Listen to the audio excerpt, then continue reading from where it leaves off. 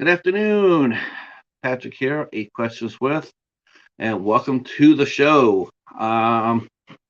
That's right, we're here early. Sunday afternoon, Sunday afternoon show. And our guest will be Kevin Kaye from TuberChat, and he is coming back. It's been a long, it's been a very long time since we've had Kevin back on the show. He was our second guest on the show, and yeah, and it's taken this long to have him come back. I don't know why that was. Probably because two ships crossing in the night. But we're glad to have him here because so much has changed, both in his life and on YouTube. So we will be covering a lot of things, and I've heard him mention that this is going to be more of a conversation, but I do have some questions, and I have some.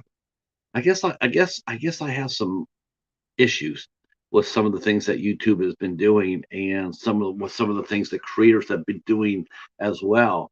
Um, Not everything is. I'm curious to see how he sees things. Uh, Hi Ava, how are you? Hi Doug, how are you? Pumpkin, everybody staying warm and toasty. Monkey, staying warm and toasty. It is a little nippy here in southeastern Michigan. It is a cold, gray, gloomy day here. It is 32 degrees, 1 degree beneath freezing, and it feels like it too. But yeah, I've been looking forward to this conversation because I just YouTube has really fundamentally changed since me and Kevin last talked, and I'm not so sure it's all changed for the good. Um, so we'll get him on here, and we'll see what he has to say. Hey V, how are you? In the 40s today, at the moment, but you know that could always change, Eva. Um, uh, how are you doing, V? Glad you're here. Glad you're here. Um, yeah, this will be fun. This will be interesting. Um, while we are waiting for everybody to show up because he is wrapping up the show, he is doing tuber chat. In fact, this one of the things that's actually happened. He told me that for some reason he was not able to do a proper raid here. It wouldn't let him do so, and I couldn't understand why that was because I didn't change anything on my channel. I haven't touched anything. I would have thought that a raid would be fine. But he said that there's something was going on. It would not let him do that. So I don't know enough to fix that, whatever it may have been. So there you go. Uh, hey Echo, how are you? So those who are new to my channel, I'm Patrick. I'm a interviewer. I'm a film reviewer, and I've had my channel for a couple of years now. In fact, there's actually some people in the chat that have actually been interviewed by me. Uh, Ava Potterfield, as you may say, and her husband Doug were a guest on the show. In fact, Anna just walked in, Cast Love, and she will be a guest on the show on February. All sorts of people coming in that have been on the show and are going to be on the show. But while we're waiting for everybody to show up, I will tell you who's coming up on the show soon. Because anybody knows that they've been to this channel knows that we live and die by our calendar. All right. So this is a double header show for me today. I am on today, right now with Kevin, and then I will be back at 8 o'clock for the Midnight Society. And yes, we will be tackling those darn red bins one more time. That'll be a lot of fun. And then next week we have 3 shows with us. We have 3 shows. I do my interview shows on Tuesday, Wednesdays, and Thursdays at 8 p.m. Eastern Time, 5 o'clock Pacific. If you're new to the channel, that's what we do here. We like to talk to people. On the 10th, on Tuesday the 10th, we will be talking to actor, stuntman, and competitive bodybuilder Kevin Caliber will be with us on the 10th. On the 11th, we'll be talking to young rising actress Alexis Baca will be here with us on the 11th, 8 p.m. And then on the 12th, I will be joined by special co-host Katie from Popping the Popcorn channel. And her and I will be interviewing filmmaker, director, Ohio filmmaker, director, Jake Danger Jolly, who made a fantastic film called Clay Zombies. Um, we will be talking to Clay or Jake. Clay. We'll be talking to Jake on this Thursday at 8 p.m. That'll be a lot of fun. A lot of fun, actually. Ohio's got some fantastic filmmakers. I'm always eager to talk to somebody from Ohio, and yeah. The week after is going to be a very busy day very busy week for us. We have a whole bunch of shows on the 15th. The Midnight Society will be hosting the first of two shows. We will be hosting a look at The Strangers. We'll be joined by Gory B Movie, Danny Nightmare from Horror Addicts, and John Grande from Grande's Graveyard. And they will be here on the 15th at 8 o'clock. We will be talking about The Strangers on my channel. And then at 10 o'clock, we move the party over to Gory B Movies channel, where we'll be talking and discussing The Strangers Pray at Night. So it's going to be a whole night of The Strangers that was written and directed by Brian Bertino. And that's going to be a lot of fun. I hope you guys will come out for that. On the 16th, I'll be joined by the Bat, Al Lucard, as we will be interviewing screenwriter, actress, and Skeleton Crew production co-owner Deborah Sullivan will be with us. On the 17th, we have comedian and cult survivor. Sarah Dunn will be with us. On the 18th, we will be welcoming Nia Caitlin Devers. Well, she'll be here on the 18th. So yeah, there's gonna be a lot of activity coming up, and looking forward to that. See, Echo's saying that he's interviewed 8 questions with the amazing bulk. Yeah, that'll never happen on this channel. I would interview Brett Kelly, though. I've tried to get him to answer me, but he won't answer me. I mean, a lot, at least not verbally. There's been a lot of hand movements from Brett Kelly. Brett, come out to the show. You're number one. Hi, Bill. How are you, sir? Glad you're here.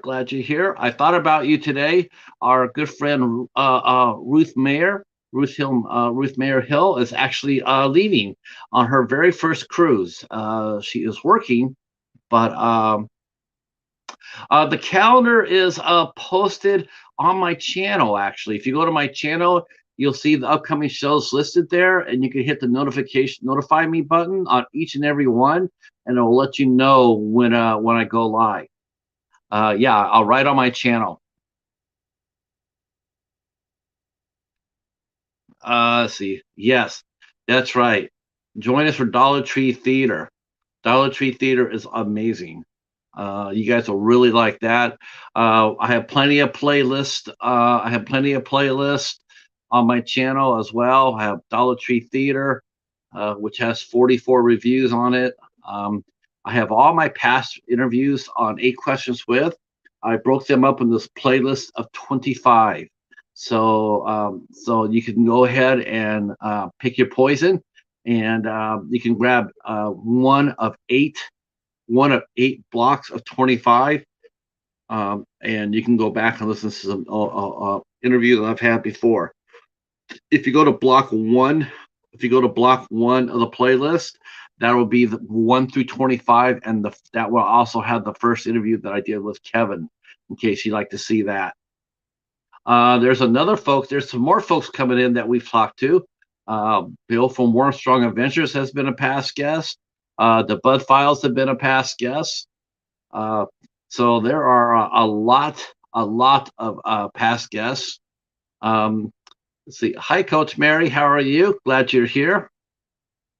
Yeah, if you're new to the channel, feel free to hit that sub button. We are pushing to our goal of 1,000. We are 66 away from there. So anybody that wants to go ahead and jump on in there and hit that button, that'll be amazing. Thank you so much. Hello, Mike and Rihanna. How are you? How are you? Glad you guys are here. Take a special moment here to say happy birthday to Haley Bennett.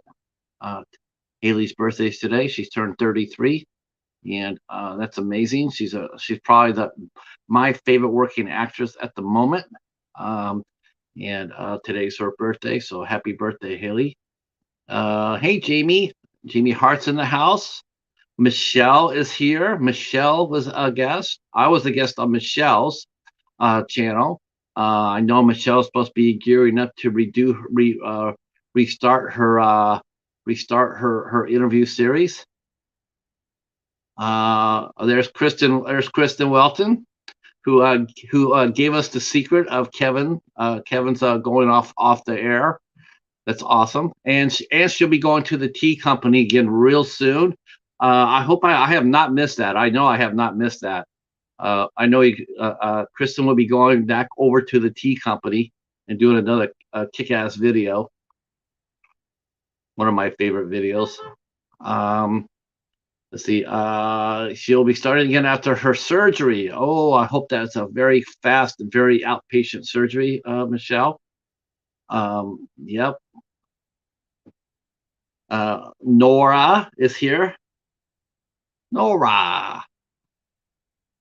Thank you, pumpkins, for jumping in there and subbing. That'll be amazing. Thank you so much. Again, tonight, if you haven't, this is one of the two shows that I do every week. 8 Questions with. I do Tuesday, Wednesday, and Thursdays at 8 p.m. Eastern time, and then on Sundays at 8 p.m. I do the Midnight Society. We are looking for a new co-host on the Midnight Society. That's right. We are looking for a new co-host. So I have some candidates I want to jump in there and come in and hang out and do it. But if you are interested, if you're interested, we do all sorts of things on the Midnight Society. We do reviews, we do interviews, we do deep dives, we do franchise overviews, we do action, we do martial arts. We do a little bit of everything on the Midnight Society. We have a lot of fun doing it too. Yes, Michelle. You know, Michelle, you would actually be a good host for the Midnight Society. Jamie up there. I mentioned Jamie because you guys are both horror fanatics. That's right. That's right.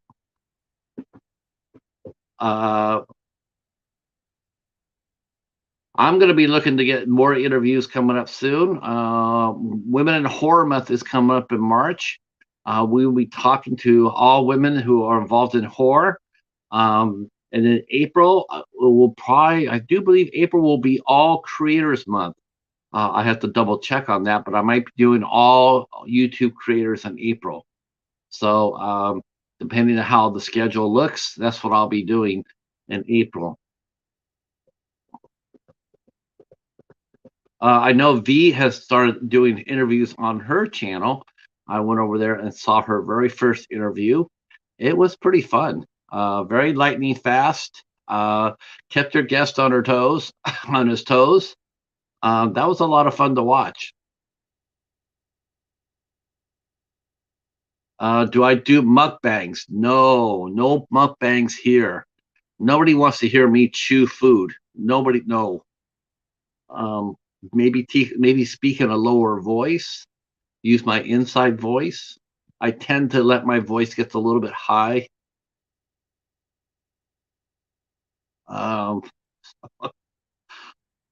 Sometimes that happens. That's why I'm using my inside voice right now. I know that Kevin had mentioned earlier that he's been doing a lot of shows lately. Plus he DJs. Plus he's been doing an hour-long live stream where he's walking. Um, so he says that his vocal cords are a little bit soft right now. So we will try to we will. The cheetah has done ASMR. That's right. I've had the cheetah purr. If you go to my shorts, you can hear the cheetah purring. I've gotten a few videos of him purring. But just make sure your sound is down so you don't blow out your speakers, because cheetah's purrs are pretty darn loud. Hey Andre, how are you? How are you? Good night to fights last night. Good fights last night. Yeah. Yes, Jamie, I'm with you on that. I can't do mukbangs. I just can't. I saw one mukbang where this one guy, he sat on a table and he had like 4 Subway sandwiches on there, and he's eating them all, and he just, oh, it's disgusting. I think I lasted like 2 minutes. Then I had to pull the chute. I just couldn't do it.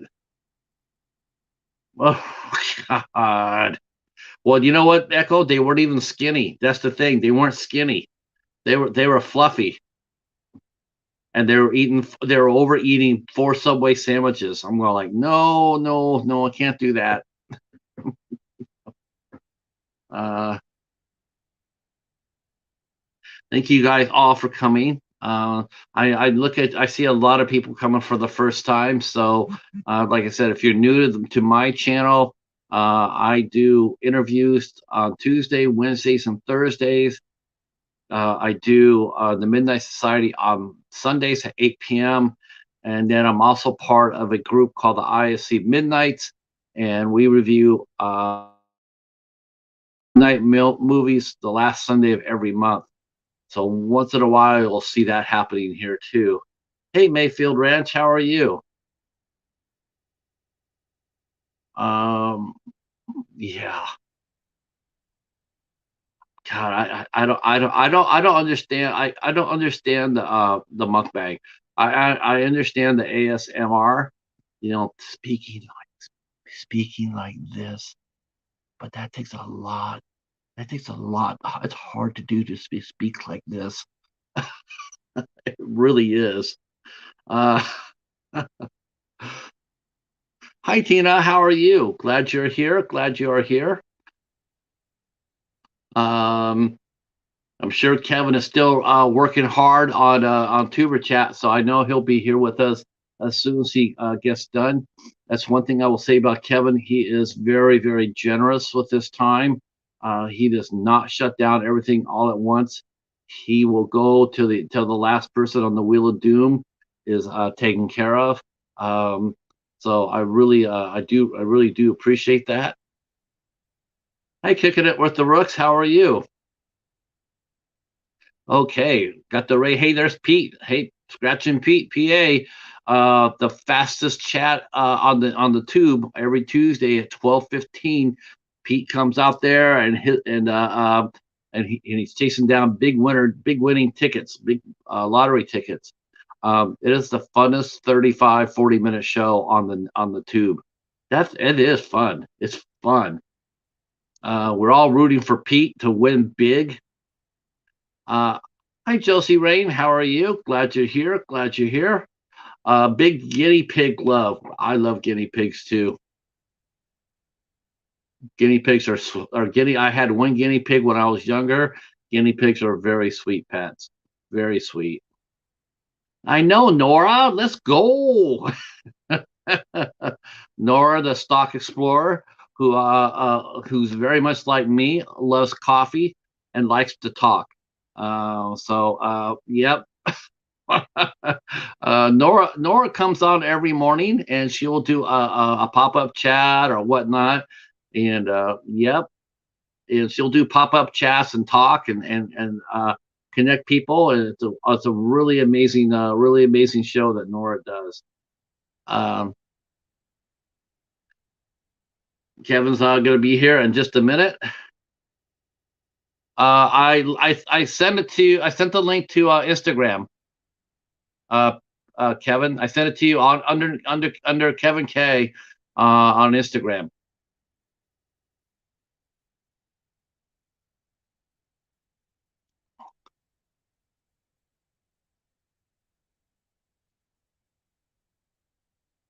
The one that says, yep, okay, you got it. I see you. He got it. All right. That's right. Good to see Kevin coming back. And please, we're going to be taking a lot of questions from you in the chat. If you have questions about TuberChat, your channels or whatnot, now will be the time to drop questions when Kevin gets here. As you know, that he cannot answer questions during regular TuberChat.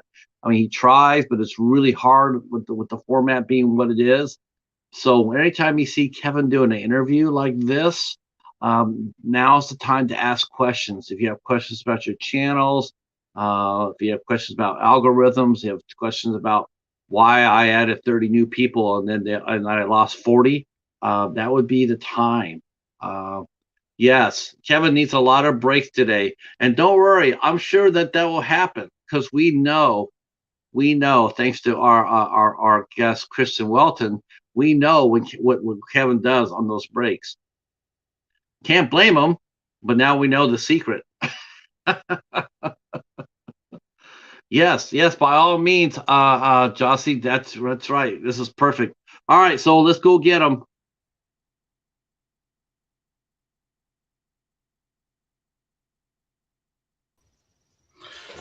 Oh, hello. Hello. Thank you for having me on again. It's been a while, but I think we've both been looking forward to a chance to talk again. Yeah, I don't know what happened. I know that you're really you and Vern, you always do every time you hit that milestone, you always have her on as a guest. And, every 100 shows, we know that Vern's going to be coming over and hanging out with you. I don't know what happened. All I know is just like it just you're so busy. I think that's really what it is. It's that you were just so incredibly busy. Yeah, that so during the good weather months, I tend to be very overwhelmed. So I have a full-time job, right? A lot of people ask me, how do you go full-time on YouTube? And I say, well, as opposed to that, you can do what I do. You can work full-time and fit YouTube in where you can. I know it's easier said than done, but I do work full-time. Now, half of my job is doing YouTube and social media type work, but half of it is outdoors. I do construction. I pick up a pickaxe and a shovel and I do ungodly work that I wouldn't wish on anybody. It's really not that hard because we only work, usually a few hours a day. And the really hard work is only for moments at a time or an hour at a time. So it's not that terrible, but it affords me the ability to not have to panic over YouTube. Is it going to work? Oh my God, am I going to get super chats or memberships and stuff? It doesn't matter, right? Because the full-time job takes care of everything else, but it just keeps me very not any busier than everybody else. We have the same 24 hours in a day, 7 days a week, but that fills the plate. I have family obligations I look after as well. Family is important to me. And then as well, TuberChat, I do a lot more busy work than is necessary. But you can imagine with 4 more streams a week and 10 hours, of streaming, it takes a little bit more out of you as well, right? So that's more the reason than anything else. It was interesting, and thank you for mentioning the 100 episodes on TuberChat. We always do something special on the 100th episode. So the first 4, I had Vern up there. She's a dear friend. We refer to each other as each other's YouTube BFFs, and we've been together for over 3 years now as friends on YouTube. We talk often and share a lot of information, and she's inspirational to me, actually. But for the 500th episode, I wanted to do something different. So I just did a typical TuberChat live stream, and we did a first ever giveaway. So that was kind of fun as well. But thank you for mentioning it. No problem. And glad you're here. Of course, the chat being it's going to be flying, which is sort of new to me. I don't generally get this many people too often, so I will do my best to keep up. I've mentioned the folks to drop questions as they see fit. Um, I know you mentioned earlier. I heard you mention earlier that our talks will generally be, they'll start out an interview and then we'll just do general just chat. But actually, I I I brought something a little with me today. Yeah. Yeah, I brought a little bit of an axe to grind. Because Oh no, I'm I on the hot did. seat. I did. I brought a little bit of an axe because I'm sure there's people out here that understand this. So metaphorically speaking, I'm acting on a lot of people's behalf. Yeah. Um, as far as YouTube goes, there's been a lot of changes, and I'm not necessarily excited about some of them. I'm not really sure that they're really. I don't think they really help creators too much. Okay, so I Um, can save myself by saying, "Hold on, I don't work there. yeah, We're not no, employees. Certainly, even I'm no, not." no. I know that, but last time we talked, and well, I mean, there's been a lot of that's changed for you. We talked about your music, your days as a DJ the last time you were here, and I was very happy to see that you picked up a DJ gig. So, For a talk to while. us a little bit about that.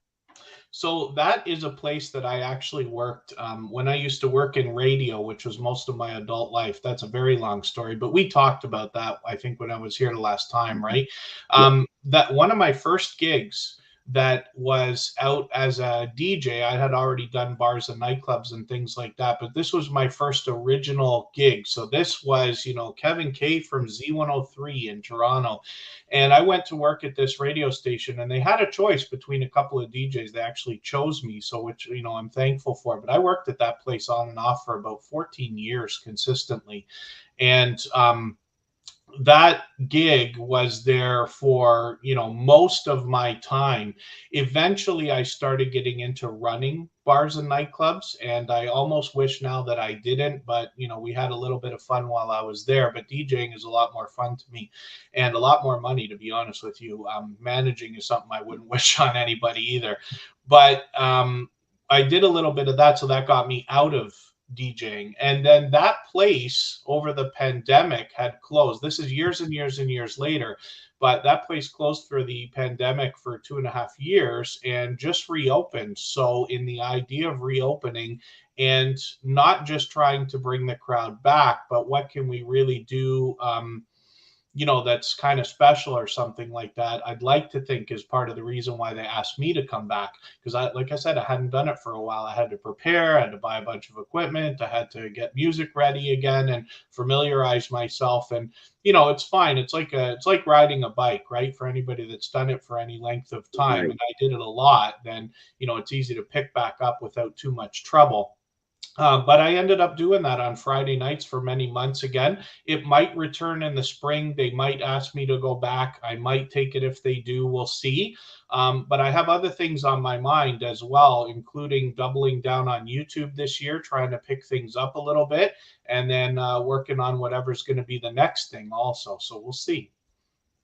Um, yeah, I was glad to see that. I was actually. Oh, first of all, I gotta say, there's a message here saying that let's see, Kristen Welton saying that she's taken in by your lovely blue eyes. Yeah.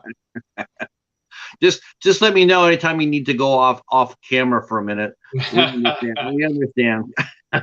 um, so yeah, I mean, going back, you're right. I mean, you would think that to be DJing to get back on the bicycle, per se. I think that's because you play a lot of the older school songs, so I would think that would probably be a little bit more easier to do. Going back to familiarity. Well, the truth Familiar. The truth is that I have always been known around the Toronto area as somebody who does a better job of playing for an older crowd, if you want to say. So I do play the typical Saturday night stuff, whatever, Dua Lipa and Ariana Grande and Lady Gaga and all them have got going on today. That's what I'm playing. But I do reach a little bit farther back than most of the other DJs. So the interesting thing about that, Toronto's a big, wide city. It's very flat. We do have a downtown area with skyscrapers and things like that, but the area of millions of people spans out similar to something like Chicago or Boston, right? It's a waterside city and this and that. So I was always known as somebody who plays in the outskirts, in the outer areas of Toronto, because that's where the older crowds would be found. And what I mean by an older crowd is a regular nightclub in Ontario, you're able to drink at 19 years old. So you will have anybody from 19 to 25 in a lot of the really hot, new, trendy places. But I was always known for playing with places that had people that would be maybe expanding into the 30s and 40s, right? Because I grew up in the 70s, I was born in the 70s, grew up in the 80s.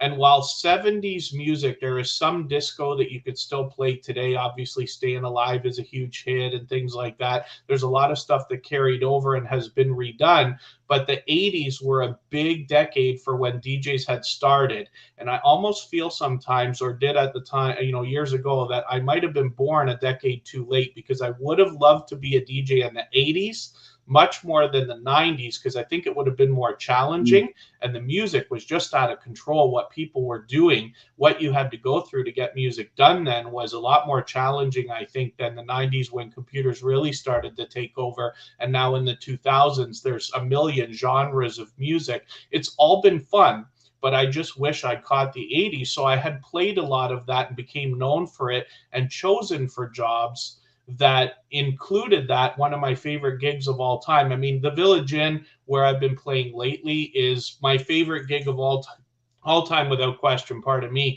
But one of my favorite gigs of all time was something where I was doing a 70s, 80s, and 90s show on the radio. And that was challenging because I got a chance to show off my music knowledge and play things I wouldn't typically be able or allowed to play anywhere else. Yeah, that's the thing. For a show reel, for them to be able to hand you creative control like that, there's a lot of stations even now that it's, they're just there. They're just there to push the buttons and run the commercials. I mean, the music's already been pre-programmed. That's changed too. Yeah, it gets shipped in from New York or whatever it is, and that's what you play. You play this. It's that part of top 40 radio has never changed. It's been like that since the 70s. But DJs were more of a personality there. They were more. They weren't really known so much for their music as they spun, because it was the same music, but it was the personalities that made them so popular. And they would do live events, meet and greets, do concerts and whatnot. I mean, they were pop. Now I can't really think of any radio DJs now around here that are really like personalities. It's creative control, I think, that's been taken away. Some of the biggest names that we've known, like Howard Stern and stuff, like those are few and far between. But a lot of times, radio stations will have a position called a program director. And it used to be that every station would have one, and you'd have assistant program director, and they tell the announcers what they can and can't say. They give them the yeses and the nos and set the boundaries. Whereas now it's not uncommon to find one program director for 5 stations, and the music shared on cloud services between them. That's why you hear the same song so often. We used to have rules that we couldn't play the same song within 2 hours, and nobody wanted it. Now you can hear some of the stuff, especially in Canadian radio stations, literally every single hour. Cher was the first one that I remember. The song Believe was a worldwide smash, obviously, but that song took us from the 2-hour minimum to an hour and a half minimum. And then I think it's when, if I'm not wrong, when Justin Bieber and Drake and Weeknd started to really take over as huge international artists. Now we hear them every hour. May not be exactly the same song, but those artists are constantly played on Canadian stations, and there's reason for that as well. Yeah, and then the DJs really don't have anything. They don't really have anything to say about it, but they can by taking a gig like you have. Now you can go out to a nightclub or whatnot, and then you can spin whatever you want to spin. And there's got to be there's some fun in that. I mean, a lot of time your audience trusts you, to spin. They don't, like, you don't get a lot of people that, you don't get the club owner saying, okay, can you spin this? Can you spin that? Can you? No, You they can. know. You They can, and I promise, like even DJing, like I was mesmerized when I was a child by DJs and lights and huge speakers and things like that. And it's not surprising now to know that that is what I had done in my adult life. But as a child, you might not have picked up on it right away. But it's a job like anything else, and it comes with its own headaches from people who get intoxicated. No fault of the establishment itself to we always deal with people of different types. There's people who are a little more aggressive than others. Sometimes you get club owners that will insist they don't care what anybody wants, they want what they want, and then you got to play like too much of their stuff. So there's a thing that we call crowd control, and this goes for DJs in bars and nightclubs and things like that.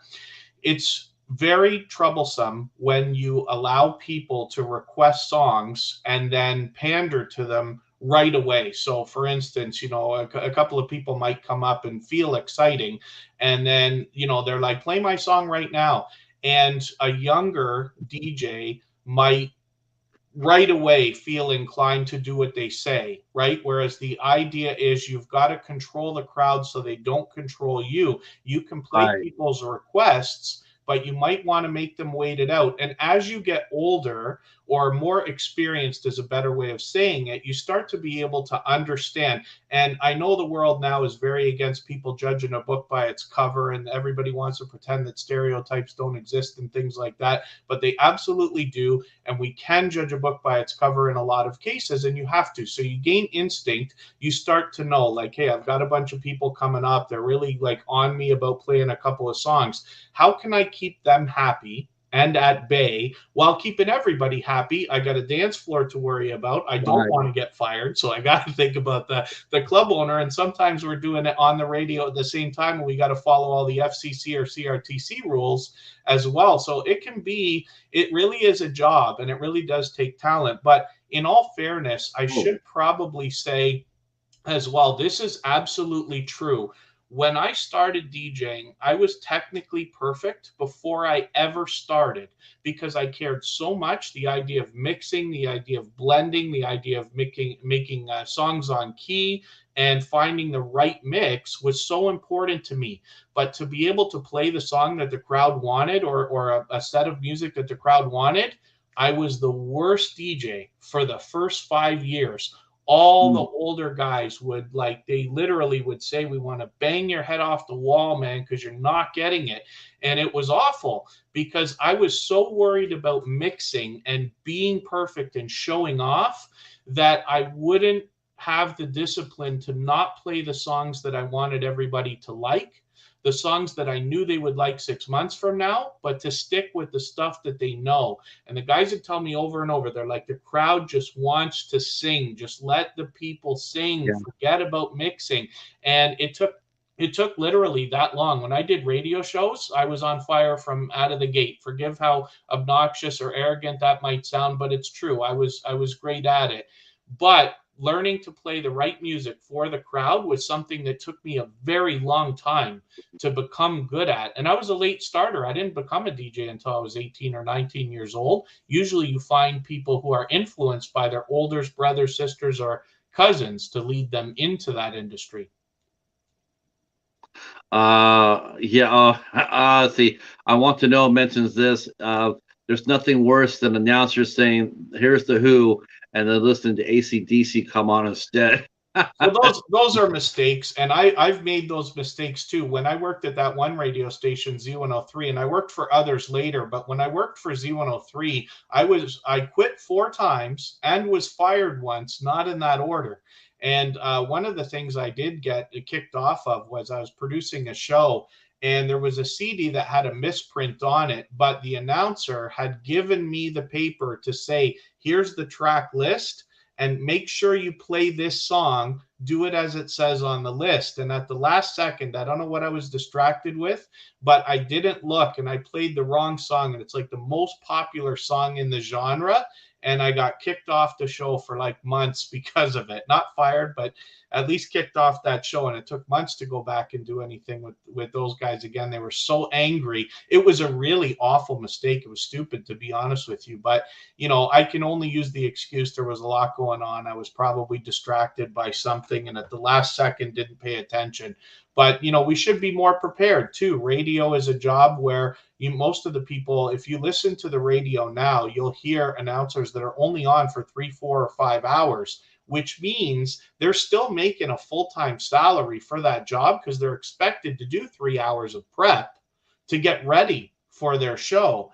And, you know, that goes almost for myself as well. When I was doing my work over there, I was never an announcer. I was always a behind the scenes, either DJ or producer. And my job in radio was to make radio commercials or produce the radio shows that would eventually be pre-recorded and put on the air.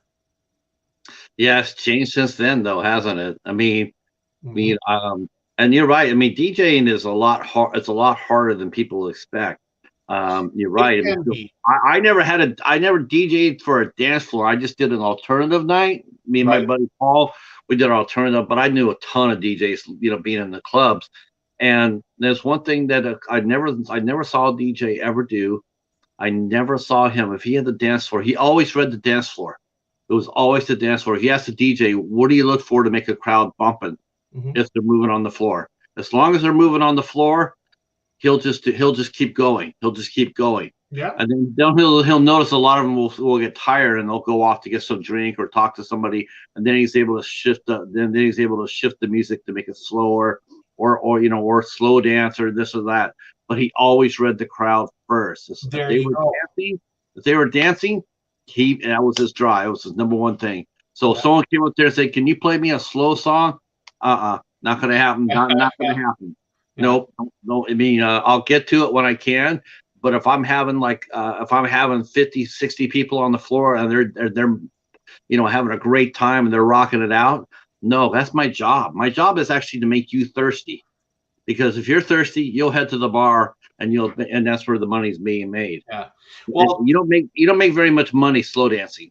that's true. But the other thing too, so there's different kinds of DJs. The friendly man is making me laugh in the chat here, but there's different kinds of DJs. So a wedding DJ and a nightclub DJ. While there are some people who do both, I never did.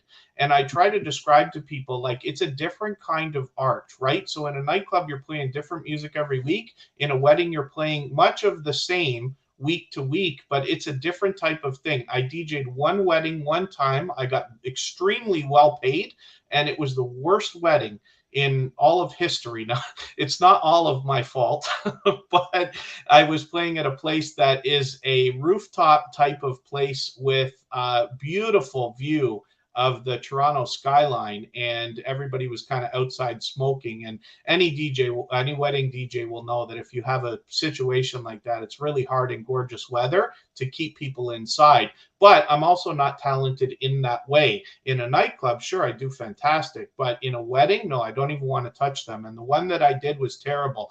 But it's a different kind of art. And one of the things that, you know, I would get jobs out of is, you know, DJs compete for jobs or promoters will bring DJs in and things like that, but you still got to, you almost have an interview sometimes. You got to get the job.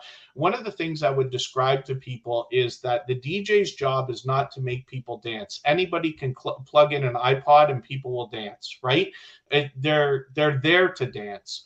What people don't maybe understand is the idea that the DJ is actually there to sell alcohol. And the idea is then you're moving the crowd.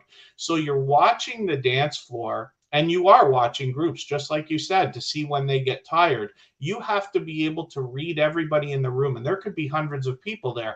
And you're trying to determine, okay, I noticed that this group of people has been dancing for 10 minutes.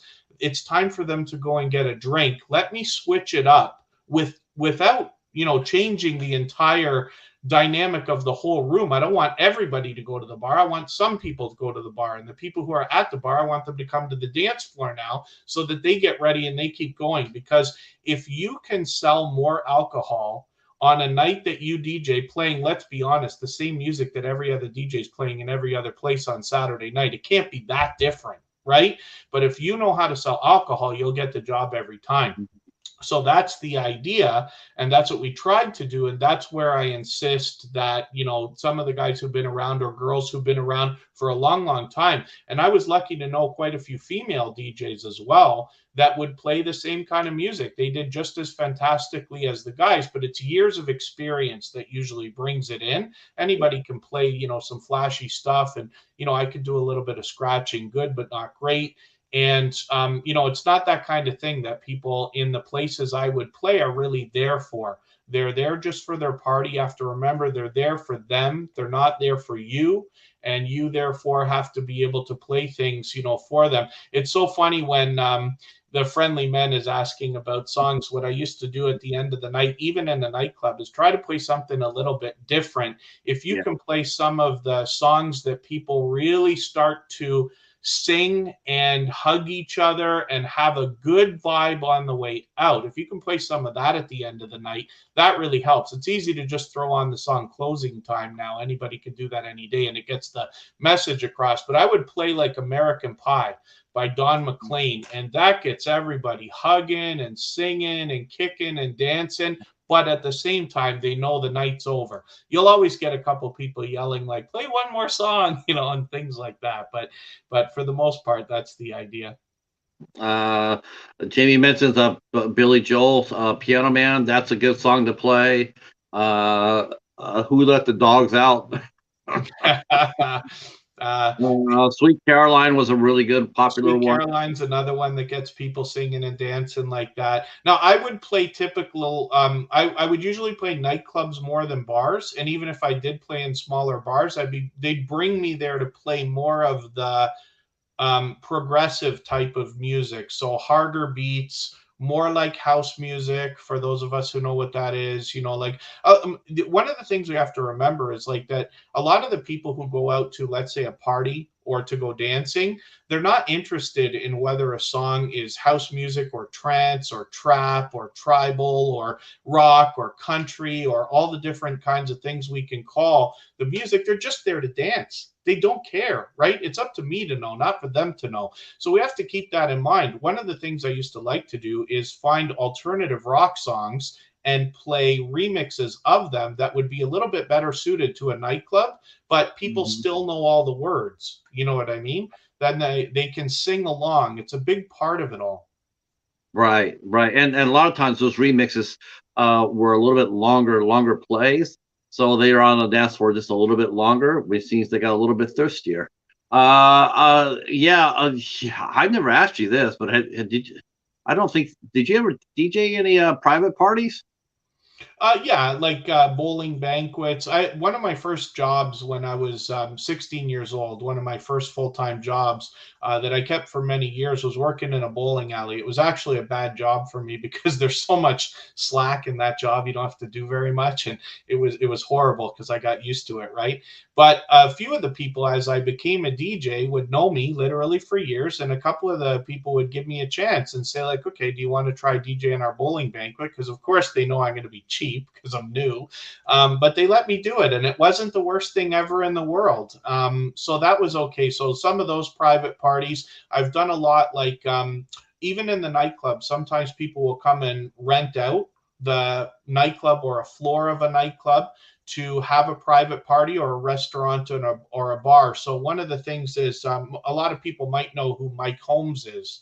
That's somebody who does home renovation shows. Oh, yeah, I know who he is. Yeah. And I don't know if it was season 2 or season 3, but they had a rap party. I just happened to DJ that. It wasn't because they chose me. It was because I worked for the nightclub. It was called Indian Motorcycle Nightclub in Toronto, and they had a party on one of the floors there. And I'm just the DJ who happened to do all that stuff at the time. Thank you so much, Mr. Bones, for all those links. I really do appreciate that as well. And thank you to everybody who came over from the stream earlier to raid in here. Yeah, everybody wanted to come over and hang out and say hi to you. Yeah, And well, I appreciate the idea of this too, Patrick. Thank you, because we get an opportunity here to talk more about things that I can't get into when I'm just going through bite-sized oh my God. conversations and then throwing channels on the screen as fast as I can. You know what I mean? I love that too, but this Well, is that's because much you and like I love music. We both have that background, so we can get into it and we can just run away with it, and that's absolutely. awesome. Um, but I do have some questions though about some of the changes on YouTube and some of my pet peeves, and I'd like to see what you feel about it and get your take about it.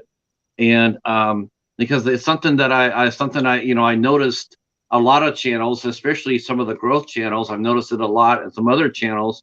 Um, it seems to be the latest thing in the YouTube now are memberships, and now they got super chats and stuff Yep. like that. And people are really you know I've noticed a lot of creators are they're really leaning into that. Right. Um, um, in fact, I noticed it more on your channel. And, Right. like it used to be, you could come in Tuber Chat and it'd just be like there'd be a few moderators, there wouldn't be any memberships at all, and then you put names on the wheel and what have you. You got everybody who was a moderator on your wheel. But Yep. then once the membership started hitting, all of a sudden memberships started being going. They started being rewarded for that by going onto the wheel. And I'm just there's other channels that are doing this. I mean, Of course. there's some channels that will sit there and say that if you pay me $50 a month, you can do a live stream with me. Right. It's just if you send me a super chat, then I'm going to answer. Like if everybody here is asking we're asking questions. But if someone sent me a super chat, I'm going to go ahead and I'm going to pick their answer. I'm going to have that answer. I'm going to answer that question first because they sent me a super chat. Um, I don't know, but I just feel like YouTube has become mercenary. It's a mercenary field now. Unless you're paying money to have a membership or whatnot on a different levels of membership. I feel a lot of people are coming in to watching the show.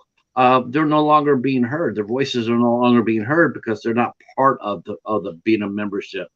Is that So a is that that's possible, right? There's, when we think about the idea of monetization and the idea that super chats and memberships are going to be there for anybody that's not there yet, right? Then you have to consider what can you do and how are you going to have your channel evolve so that you don't alienate other viewers and so that you can include as many people as you want to. You have to remember as well, with 50 million channels on YouTube, that's 50 million different opinions on how these things are going to work, right? There are some channels that don't do it. What I've found most often is the channels that talk about the idea of like, oh, well, I'm not doing it for the money. I'm not going to have super chats and memberships. When they're monetized and able to have it, they end up having it. And they're like, well, it's not that I want the money, but if somebody wants to give me $2 or $3, I'll take it. Right. And that's how it starts. Right. And this is for a lot of people. But in the TuberChat family, my guess is 99% of the channels that come there or more have monetization on their mind before they get there. They see, most of the people are expecting eventually to be able to turn their channels into some stream of income, whether it's a business directly or whether it's the channel itself. And we see it commonly. So like I said, probably because of what TuberChat is, 99% or more channels, I don't think I've seen a channel yet get to the monetization stage and not accept memberships and super chats. So again, I think that comes down to personal opinion. The other thing too is, I mean, when we think about it, there are costs involved, whether it's time or money directly, when we talk about how we are going to handle our YouTube channels, right? Everybody's using a device, but that device someday is going to age and may not be able to keep up with the technology. So, one of the things that can be common is for somebody to say, well, I'm going to use the money to improve my equipment or things like that. And, it's up to each different person. We're talking literally about more than 51 million channels now, 51 million different ideas for what monetization means to them. if that makes any You sense. know, you mentioned that too. You know about because there's, I mean, I see that. You know, I see people sit there and say, you know, thank you for your super chat, or thank you for your or a Patreon or whatnot. It's gonna go and make. It's gonna go and make more equipment for my. You're gonna improve the channel, this and that. But you know, it's funny. It's like, someone like myself, they're sitting in there, right? We're sitting in there, and let's say we do set a super chat or something like that, but Right. we're a long way away from monetization.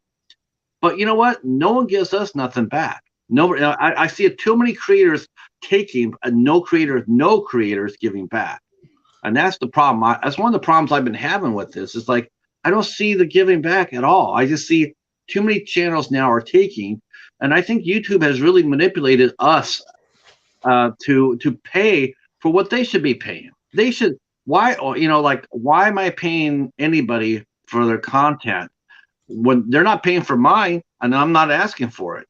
I just Right. think that YouTube is the one. YouTube's the one that's putting in the ads. YouTube's the one that's raking in the cash. You're the ones that should be the ones that should be paying. So Even those super chats, they get what, 30%, 30% of everything that's given to you oh, as it's a worse than creator. that. Yeah. It's much worse than that. When somebody so let's go over the super chat speech, right? For instance, right? When we talk about Apple, if somebody gives a donation, whether it's a super chat or a super sticker on an Apple device, it is Apple that takes 30% first. Google raises the prices on Apple devices because of that. So Apple takes 30%, Google takes 30%.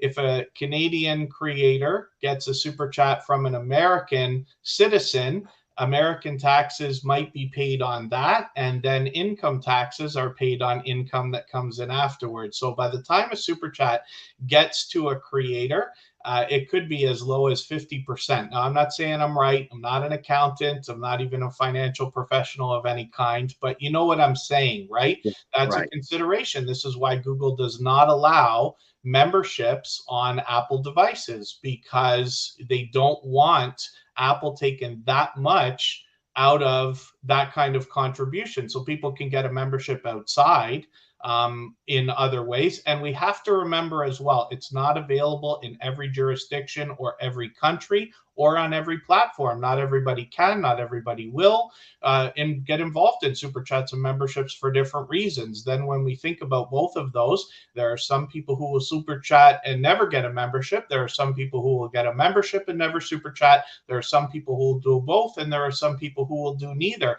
But what I try to also instill, at least in the TuberChat family, and I don't want to make it sound better than it is, but occasionally I will go through a small speech that has to do with the idea there are lots of ways to support your favorite creators or a channel that you want to support without giving them super chats and memberships. It works very much like charity. There's enough people who give to keep some of the charities going. Not everybody is going to, we certainly know that, and not everybody's going to give to a charity that doesn't directly affect them. We might see people start to give memberships or donations to charities after something has come through their front door. Maybe not, but again, that's just all speculation. You know what I mean? It would take me literally 50 years to be able to describe to you why I make every decision I do in my life, including why would I cross the road to the left instead of the right today, right? Because we never know what everybody else has been through in their journey. Now, whether there's manipulation involved in what Google is doing, anything's possible. I don't even want to speculate on that, but they have it available. So there are, again, 50 million different reasons why people might take advantage of that. And anybody's free to do it or not do it as well. Anybody's free to You start a know, YouTube channel, get millions of subscribers, and not turn on their yeah, super chats and memberships. that's sort of an easy way out, though, right? I mean, that's what you. Yeah, that's sort of easy. I'm saying to the loyal people who come, right, and they keep coming to the channel, and I've seen, like I said, I've seen others. I mean, they'll have watch parties for members only. Right. Do you know how that feels to a lot of people who can't afford to do that? They can't afford to pay for a membership. They can't afford to do all that, and yet all of a sudden, even though they have supported that channel and they've been loyal followers and they're subscribed, yet all of a sudden they're being told that because you're not paying for my content, I'm going to exclude you.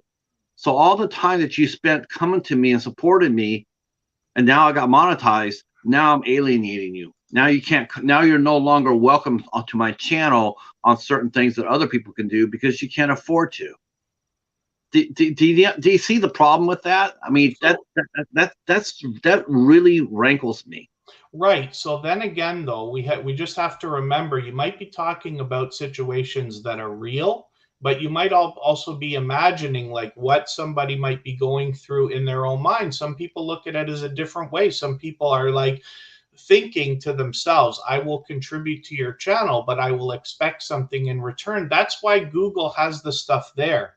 That's why they built it in, because they've done, they've had the years behind the scenes, they've done the research, they've taken the ideas from other platforms like Twitch. We see the back and forth between those two platforms. YouTube's taken a bunch of stuff from Twitch now and said, we know that this is what people want. So if somebody was building a YouTube channel and the idea was for it to be a stream of income, YouTube wants them to be able to bring in income in different ways. Now, anybody's free, like I said, to run their channel in any way that they want, and everybody's free not to watch a channel if they don't like what's available there. That's a bit of a cop out to the way I'm putting it, but you know what I mean, right? Yeah, So that's sort of harsh.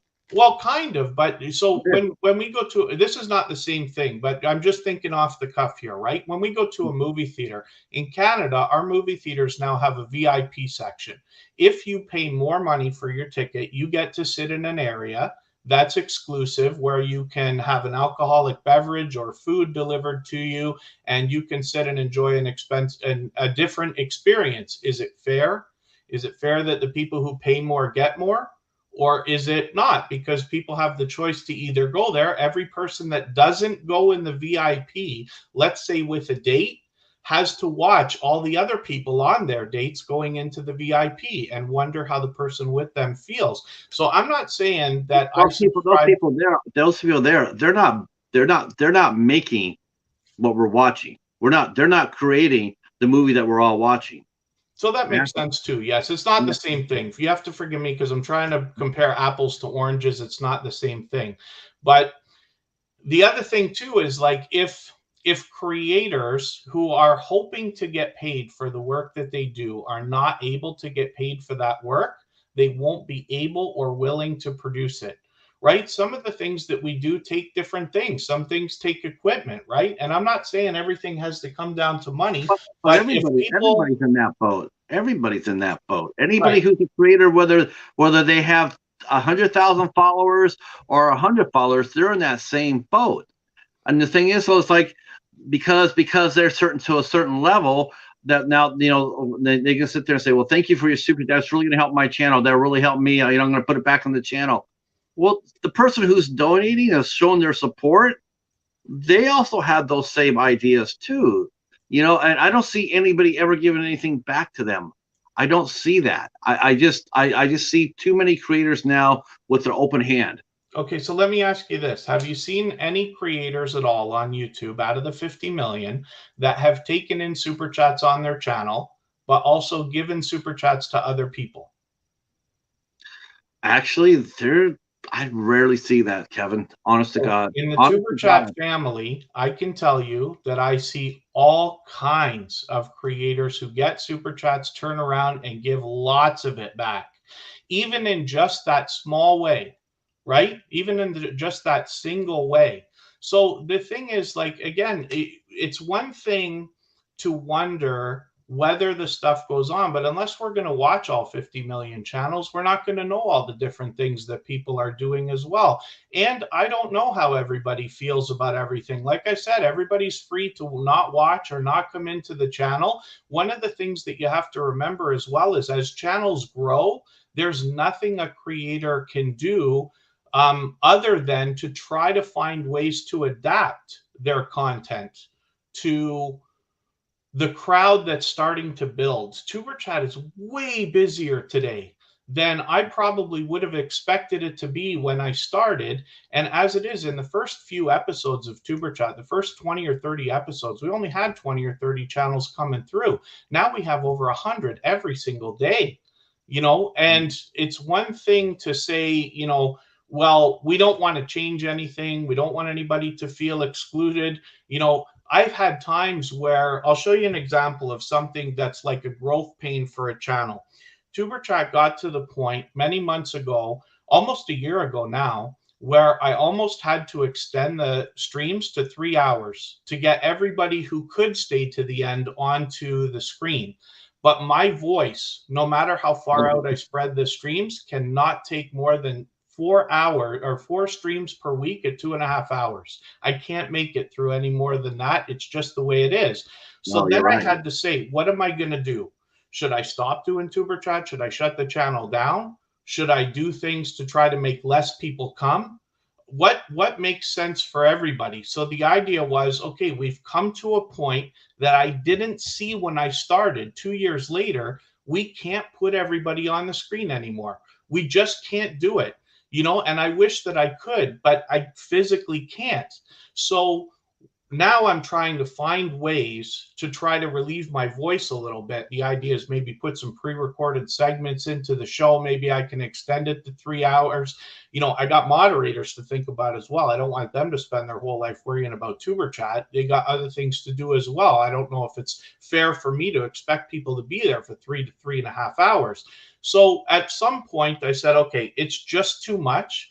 And some creators have been there and seen me almost laugh and shake my head when, let's say, we've got so many people on the wheel. There's no way I'm going to be able to get them in even in an hour and say something useful, and then somebody will come in and drop 5 memberships, and then I'm like, oh, what am I supposed to do?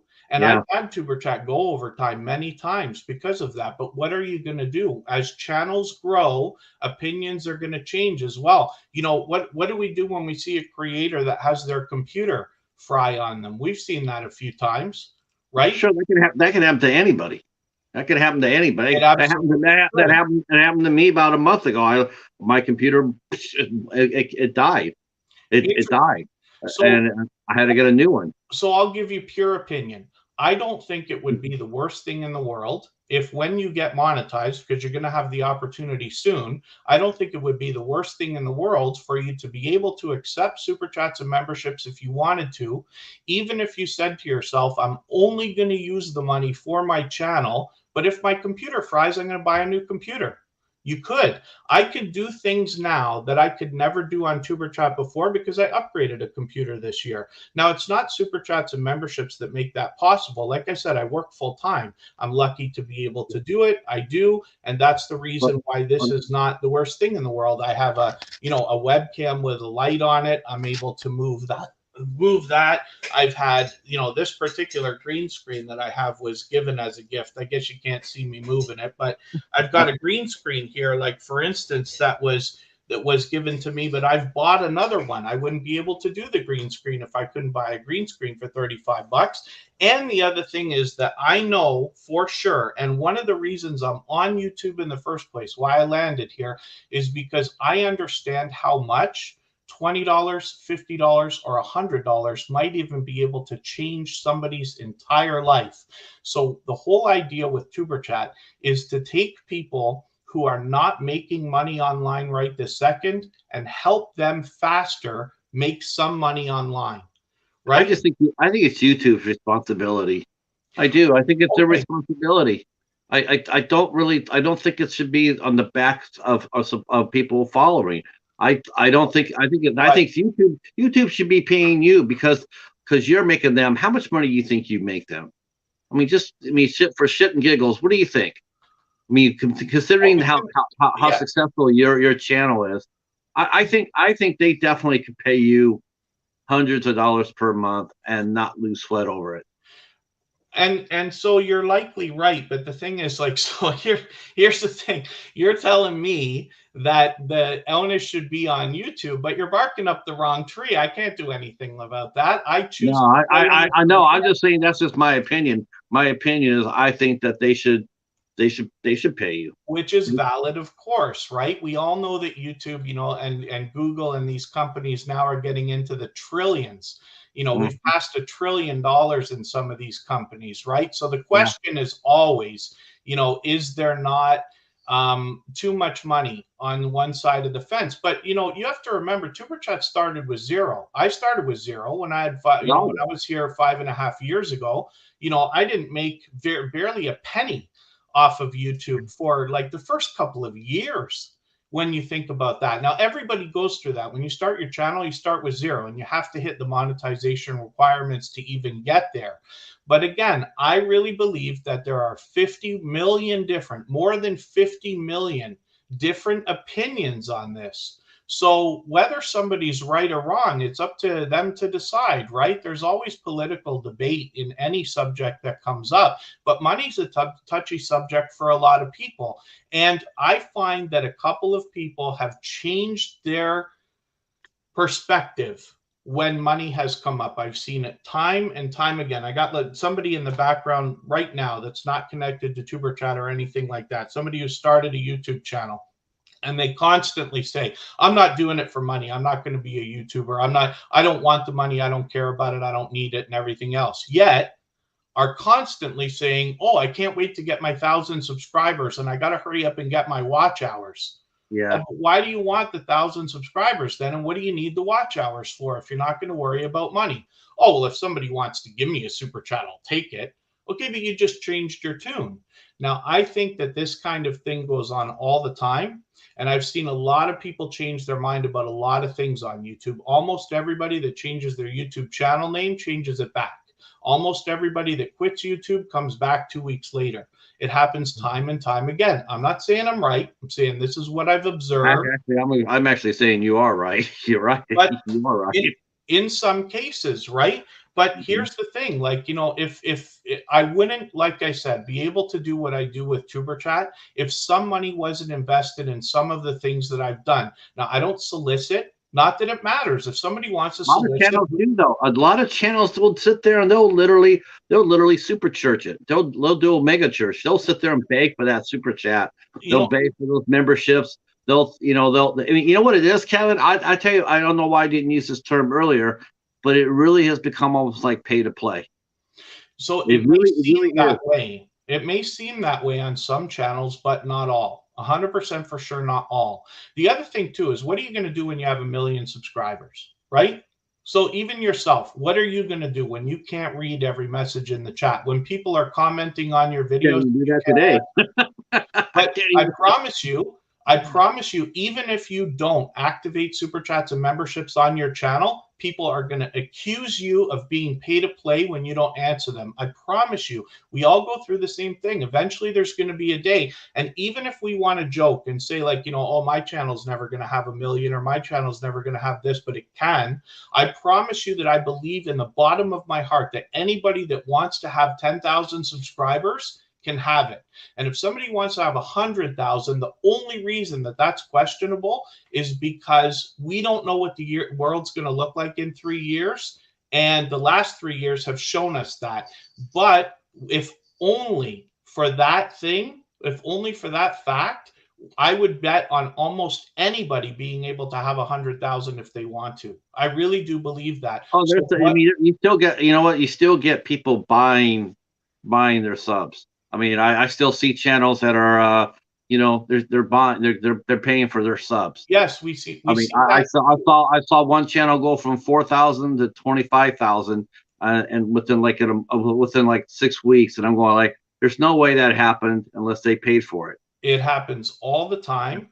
Yeah. And all I can do is shake my head at it, because the trouble with it, who's to say it's right or wrong? Right? It may feel unfair, but again, it's up to anybody to say. Now, Well, I thought YouTube was supposed to crack down on that shit. They were supposed to stop that. You're not supposed to be able to do that, and yet there are people still out there doing it.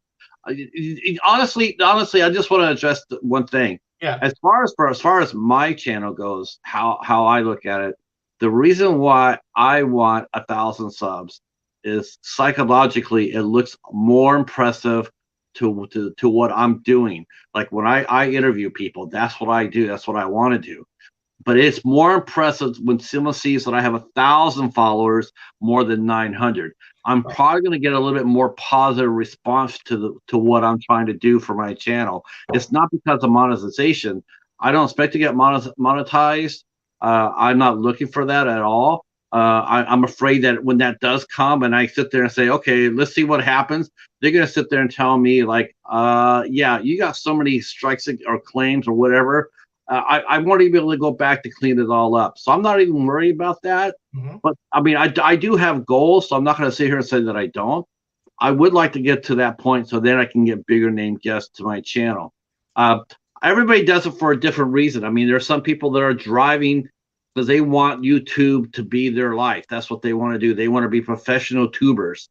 And that's that's a goal to have. And if you can get sponsors for that, if a YouTube itself is paying you for that, that's awesome. But I just don't think it should be on the back of me, a fellow creator. Okay, I don't think I should, yeah, I don't think I should be punished because here I am. Think about this. We all share everybody's channel out. Okay. We promote other people's channel. We share their content. We are marketing other people's channels for free. Okay. Right? If I go out there and if Kevin Kaye is out there and he's promoting Have Cheetah Will View and he's out there sharing my content on Reddit and he's out there, right? You're doing that all for me for free. I get subs based on the work that you've done. Now here I go. I get 1,000. I get monetized, and all of a sudden now I'm doing memberships. Now I'm doing watch parties. Now I'm doing this exclusives, this and that. And guess what? Maybe Kevin can't afford to do all that, but I wouldn't be where I was at without Kevin. Right. And I just don't think you should sit there and over and over and over tell all your supporters, thank you so much for your money. I really appreciate it. I really appreciate it. And then never give nothing back. So, and there are channels that are like that. Okay, so let me ask you this though, because it's almost sounding to me like you're accusing everybody who, and forgive me, I do enjoy the lively debate. I wasn't expecting this, but it's fine. But yeah, it sounds like you're saying to me that nobody gives anything back. But I know for a fact that's not true. I see people who give all kinds of stuff back, and it might be frustrating for other people to see that. So here's for instance, right? I've been on YouTube for 4 years already, and someday I got a heavy hitter that came in. He came in from another channel that I'm connected to. Guy comes in, gives me $100 super chat. Then again, a couple weeks later, another $100 super chat. Then in one day, gives me $300 in super chats and says, go out and have dinner. Right? Now, I get that can be frustrating to watch from a jealous perspective to say, like, why does this person get $100 in super chats and I don't get it? Why would somebody give you $300? I just watched one of my friends get over $1,000 in one day, and the channel's not that big, to be honest with you. But who's to say that that's not right? And you can't turn it off. If you turn on super chats and you're willing to accept 99 cents, if somebody wants to give you $500, you can't say no, right? There's no way YouTube doesn't give us a tool to say, I only want to be able to accept that much. And on my personal channel, somebody gives me $100 super chat, I don't give them anything. There's no benefit to that at all. If somebody says, hey, I just like what you're doing, I just want to give this to you, then okay, they do. No different than celebrities that are out there that get all kinds of gifts and things sent to them. We have people that would be willing to be interviewed now because they need the exposure, but once they get too big, they won't even talk to you for less than $1,000. Anybody who's seen the app Cameo understands that you can go on there and you can pay somebody $5 to do a voiceover for you if you may or may not have heard of them. But if you want The Rock to do it, you're talking about maybe $1,000. I don't know what he charges, but like, yeah, you're right. And there's no reason. There's actually no. I mean, there's no reason for that. I mean, there's no reason for that. But I just feel like YouTube should be the one. I think YouTube should be the one that should be paying you that 500. I mean, it's great that your friend did that. I mean, if you could do it, more power to it. Okay, but I Right. guess maybe it's more because I think I see a lot of people out there with their hands out. Like their hands are out, and I don't see a lot of giving back. And maybe that's the reason why I brought this up, because I don't see a lot of giving back. I see a lot of giving or taking, but I don't see a lot of giving. Okay. So Now, and I that's promise you. not at all directed towards you. That is Okay. not. I mean, I want to make that perfectly crystal clear. This is. I'm asking. I'm just giving. I'm just. This is just because this is what I'm seeing. I want to get your opinion. I want to get your take on this, Right. because yeah. So I Okay. want to make that perfectly clear. So here's the thing. All of our YouTube journeys are unique and different, right? And I have seen much different. What you'll hear me use the word generosity over and over and over again.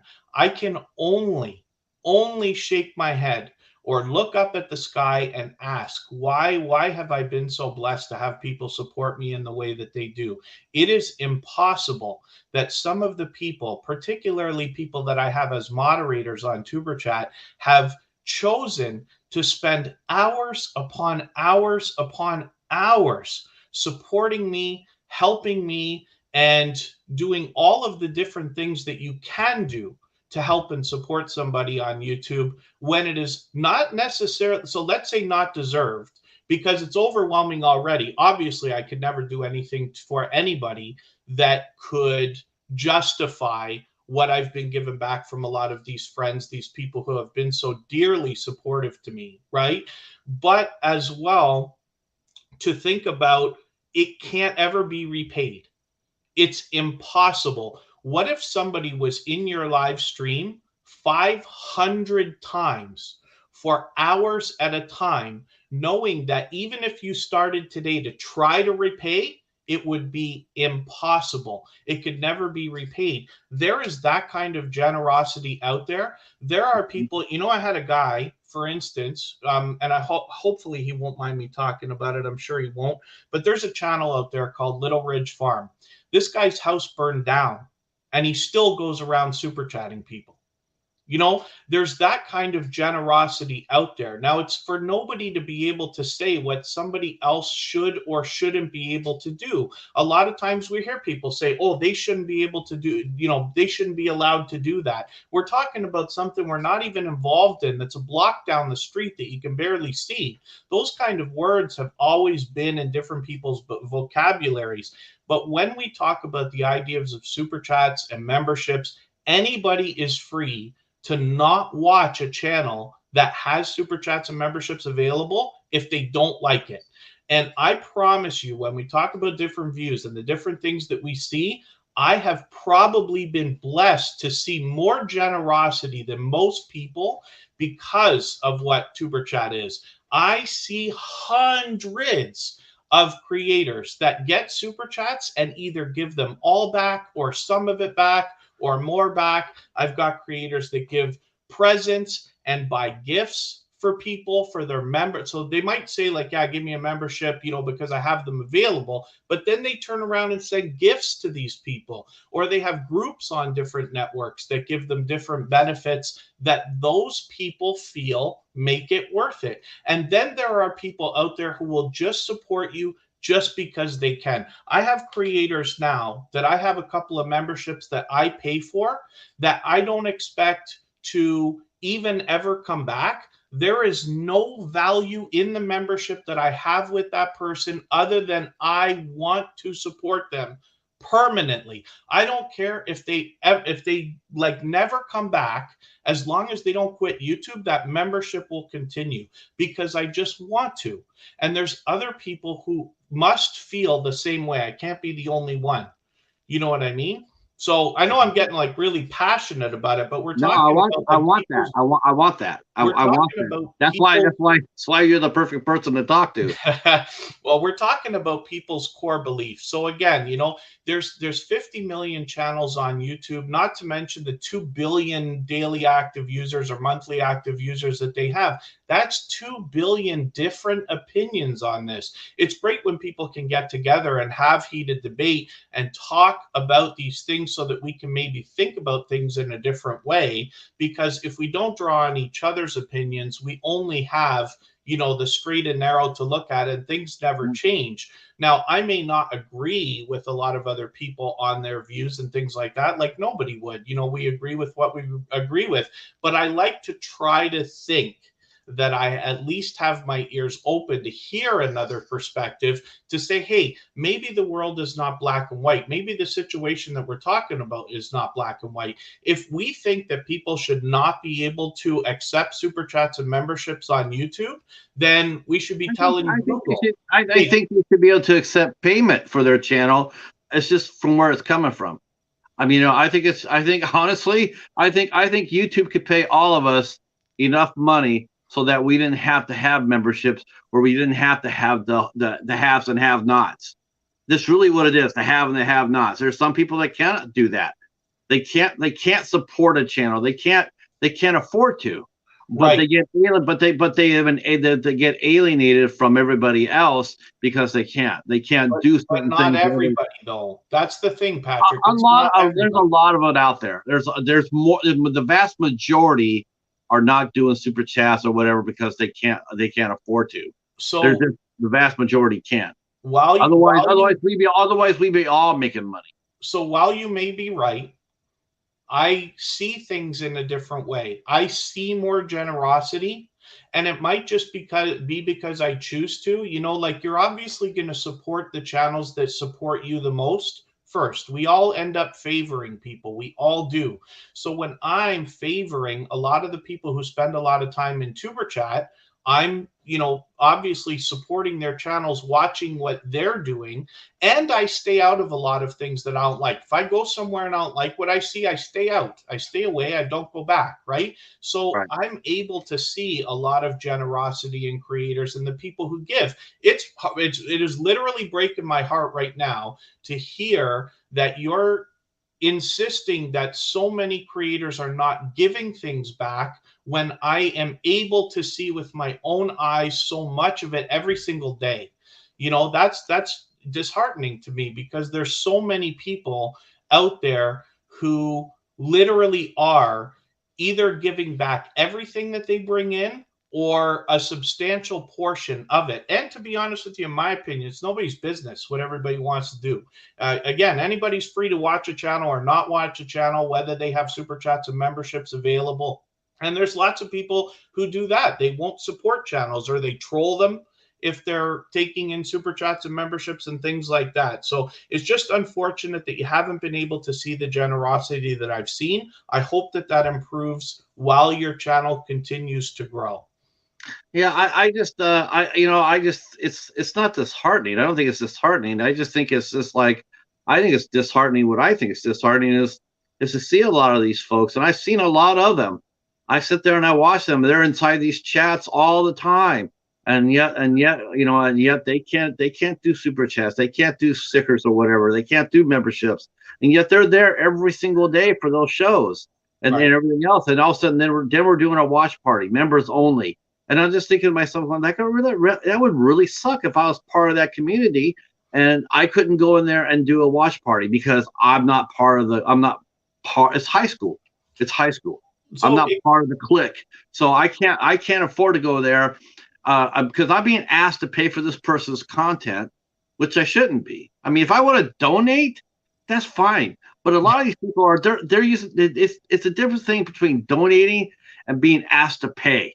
And that's what a lot of people are doing. They are doing pay to play. I can show you several channels that are doing that. Oh, I know that exists. On 3 or 4 different levels of memberships, they have certain tiers of what you can get for your membership. That's pay to play, Kevin. That's pay to play. That's all it is. I don't disagree that there's a lot of that out there. What I'm talking about is I just find it unfortunate that you haven't seen as many generous creators as I have that are out there giving, and possibly even more. You have to remember as well, TuberChat is meant for people starting their YouTube journey. I'm fortunate now we've got a few channels that have passed 10,000 and even one that's past 100,000 that are still coming back occasionally and supporting, but it's really for people starting their YouTube journey. That's what it's meant to be. That's what I intend on keeping it to be. So there are a lot of channels. The vast Oh, majority are not yet monetized, right? oh, So I think it's safe to say that a lot of people will always come back to Tuber Chat because of what you represent. See, you represent the bright. You well, know, there's other channels that don't, and I that's appreciate you you know. saying that. And I know there's the dark side of YouTube as well. But again, we have the choice to watch or not watch, right? Not to mention, I wouldn't recommend it, but you could always reach out to different creators and say, like, hey, you're doing something here and I feel excluded. And maybe you want to think about a way to make that not happen. And maybe they could. I don't know. But the other thing, so when I go back to the idea like TuberChat, when we started, we had 20 or 30 channels coming through the chat. I could get it done in an hour and a half, and that was it. Everybody got on this wheel, on the screen before we had the wheel. Now it's gotten so popular, and I'm extremely thankful for that. We can't get to every channel every day. That breaks my heart too, that I can't do what I know people are waiting Yeah, for. Yes, I agree. know people wait a long time to get onto the screen, but I just can't get them there. And Yeah, if anybody was to look at it and think about the other channels in the chat, not just their own, and say, yeah, what is this guy supposed to do? How is he supposed to put 150 or 200 channels on a busy day on the screen? It can't be done. My voice can't take it. And that's the so, end of it, right? my So, my only thing is would be honestly, my only thing to you, my only answer to you would be you have to farm it out. You have to get another. You have to get a one or two co-hosts to show. You have to show them what you want, and they would have to pick up the mantle and do the show for you. right, but You I'm know, not I'm not going to. I'm not going to do 7 streams a week or 20 streams a week. That's not what this was meant to be. Tuber Chat is not meant to be the thing. Tuber Chat is meant to be an engine so that you, Patrick, me, everybody in the chat, everybody that we care about can start as many channels as we want and make them go faster. That's what it's for. That's the truth. It's not meant to be, Tuber Chat was not meant to be a money-making channel. I have super chats and memberships available. I'm grateful for what comes in. I don't do any members only content. So anybody could accuse TuberChat of being pay to play. Hey, I got to wait 2.5 hours. I still don't get on the wheel.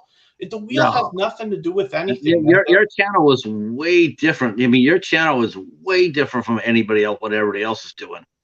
I But mean, it's meant. obviously, anybody who walks inside your channel knows how it is a side effect of it. It happens. I mean, it is. You're almost a victim of your own success if you think about it that So way. it's interesting you put it that way because it almost feels that way. While I tried to imagine what is it going to be like when we have 2,000, 3,000, 4,000 subscribers, now we're on our way slowly towards 5. TuberChat has consistent growth.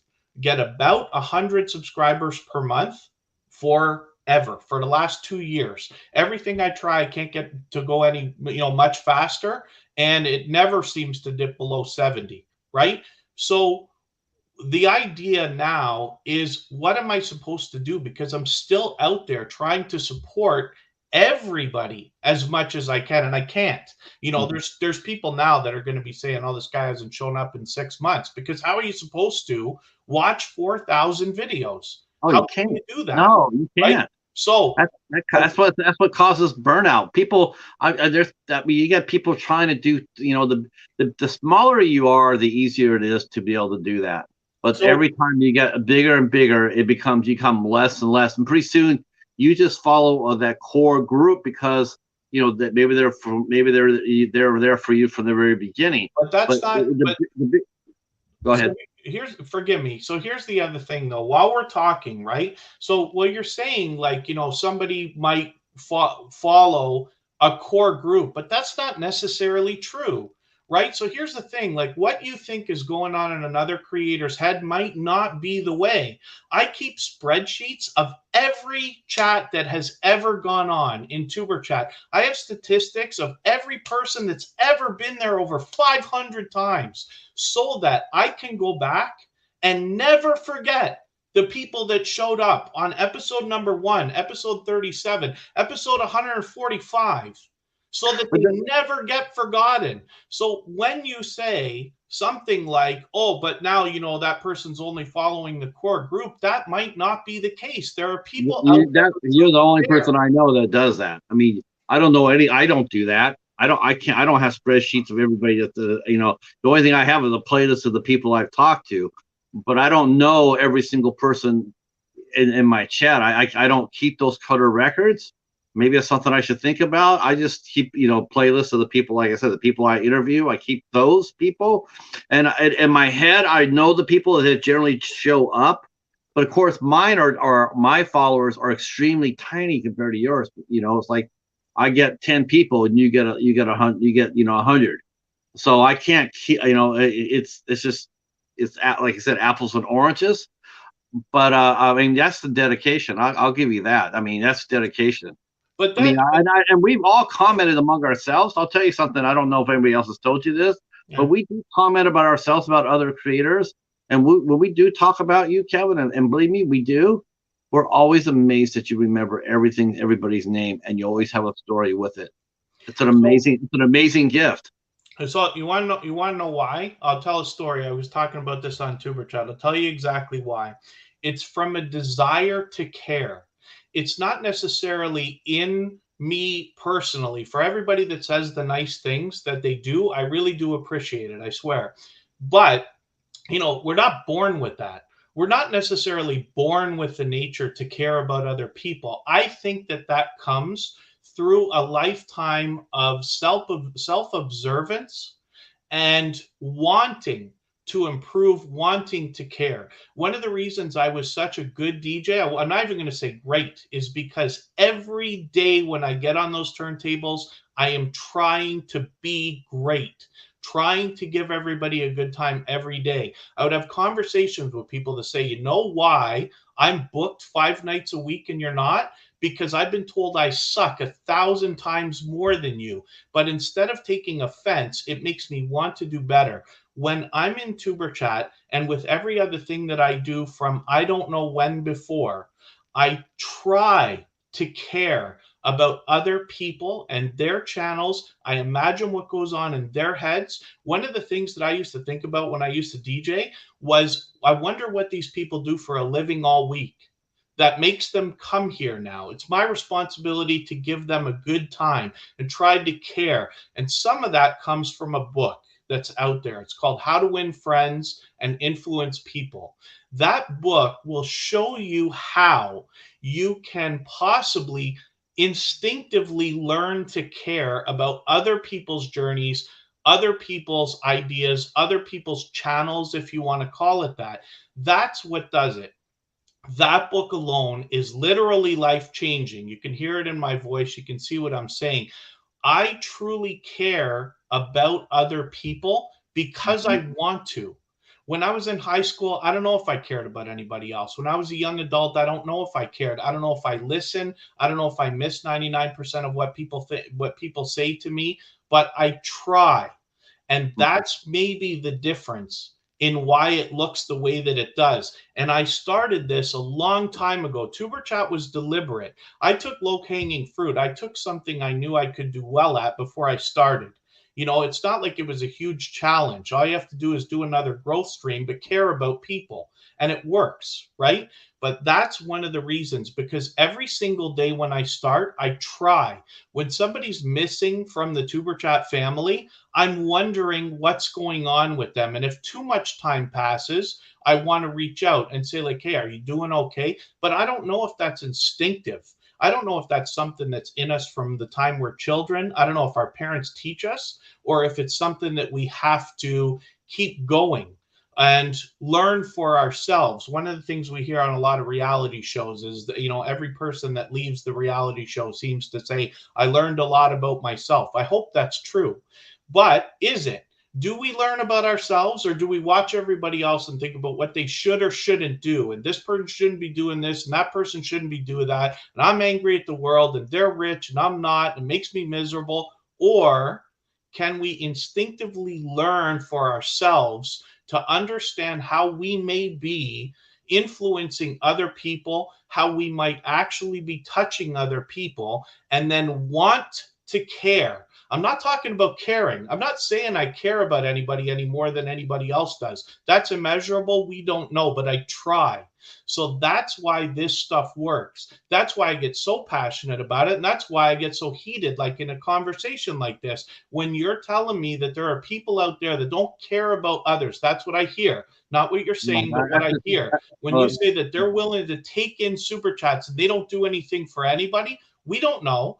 Every time you see somebody out in the world that's doing something ridiculous, like whether they park over a handicap spot, or they're talking to somebody in a disrespectful way, you have to remember that that person might be somebody else's brother or sister or mother or father or uncle or aunt or niece or nephew or friend or something else. And just because we see something in somebody in one scenario doesn't mean that that person is not instinctively a good person. Maybe not in the environment that they're in that moment. I think what it is too, Kevin, I think maybe, I think you have some validity in that. And I think that maybe when we all start out, we have all the best of intentions. Sort of like the Animal Farm thing. It's like they all had the best intentions. We're gonna revolutionize the world, and yet all those people that when they say that, they end up becoming the same. They pretty much always end up being the same thing they always hate. They always end up becoming that what they started to fight against. And that comes to social media too. That comes to here and YouTube. Yeah, we all want to be bright and shiny, but the longer we stay on here and the more we're affected by that, the more that we're being pushed and shaped by YouTube. We're going to give you pennies. But go get that. You want that? You want that new computer? Here, we'll give you pennies for your content. Go to your subs and get it from them. That's basically what they're telling us, and it's just like, wow, that just isn't right. It just is not. I mean, you're making money off of your content, off my content. Pay us.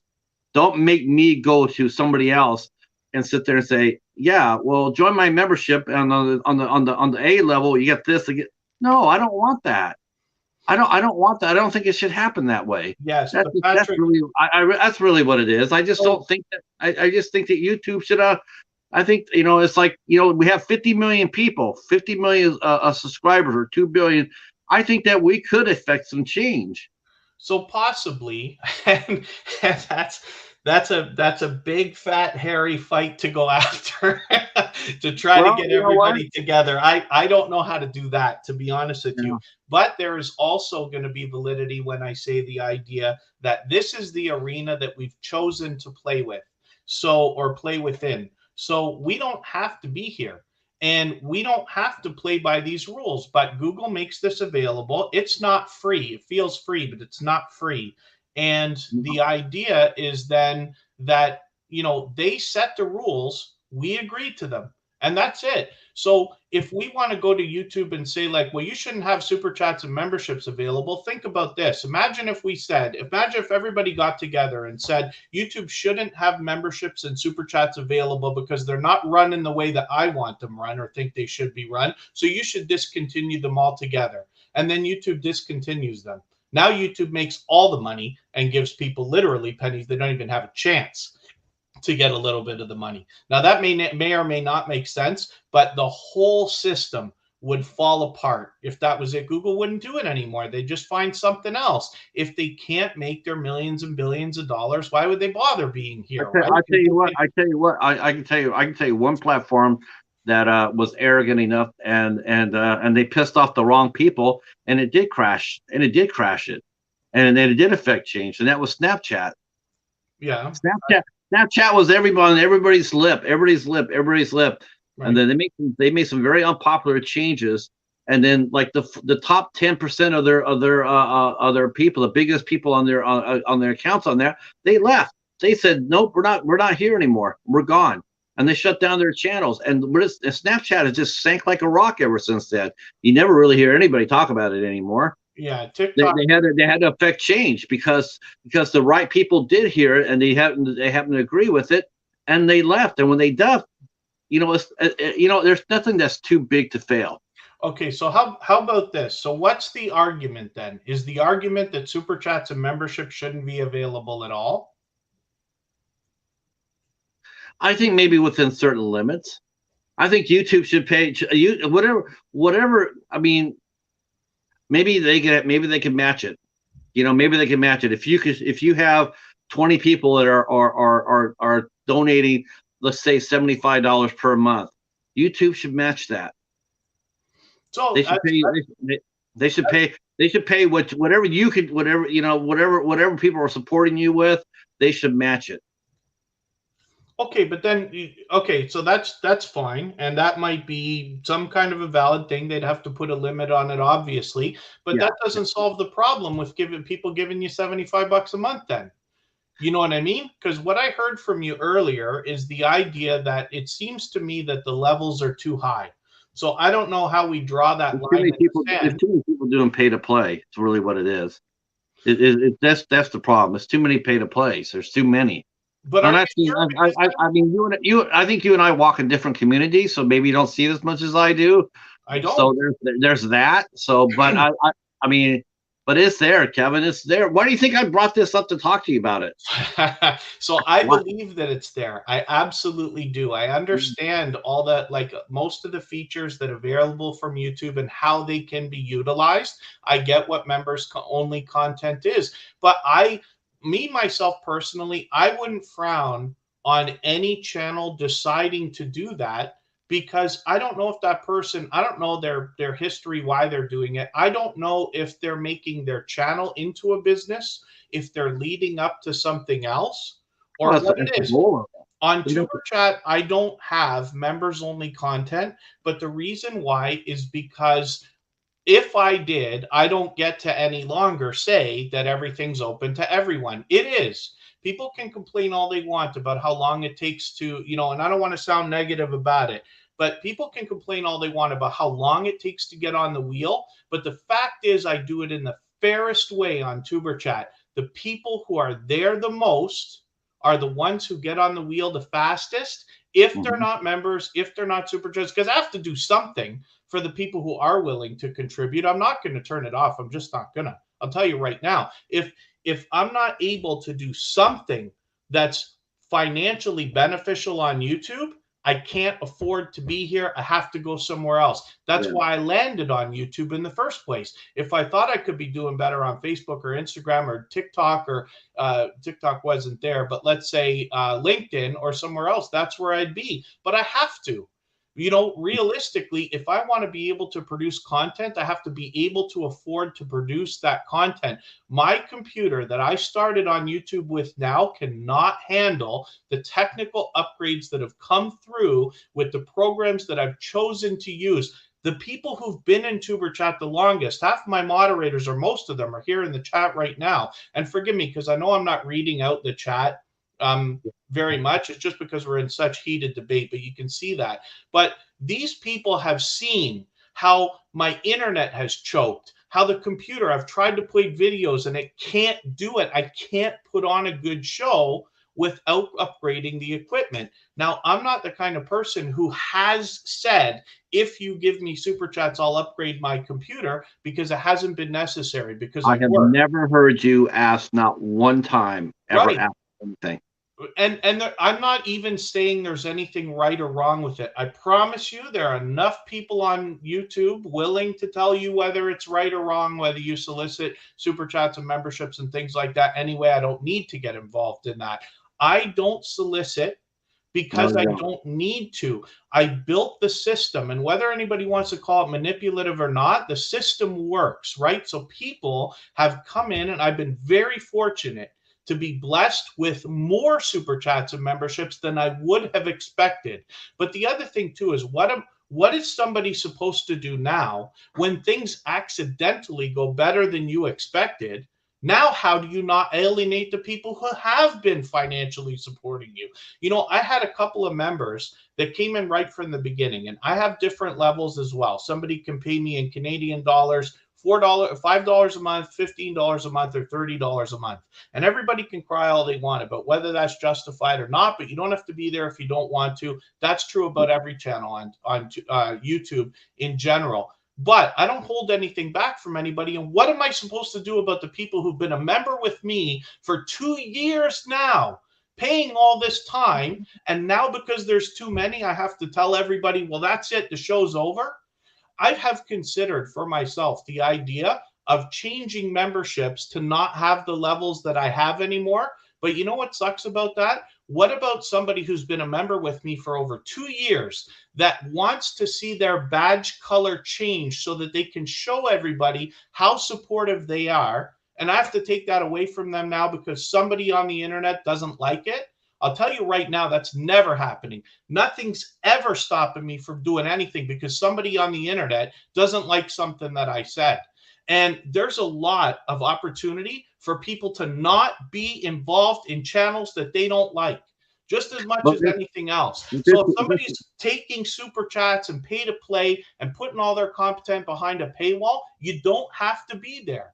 I don't think it's fair that everybody who gains super chats and memberships and decides to have a little bit of that on their channel, some people need it, by the way, but I don't think that it's fair that everybody gets raked over the coals just because some people decide to put some of their content behind a paywall. They might not have been through your life experience or my life experience. We're older than a lot of the other people who come after us as well, and they don't know some of the things that we know. We don't know what it's like to live in their world either. I don't know why different people take super chats and memberships. I don't know what they need it for.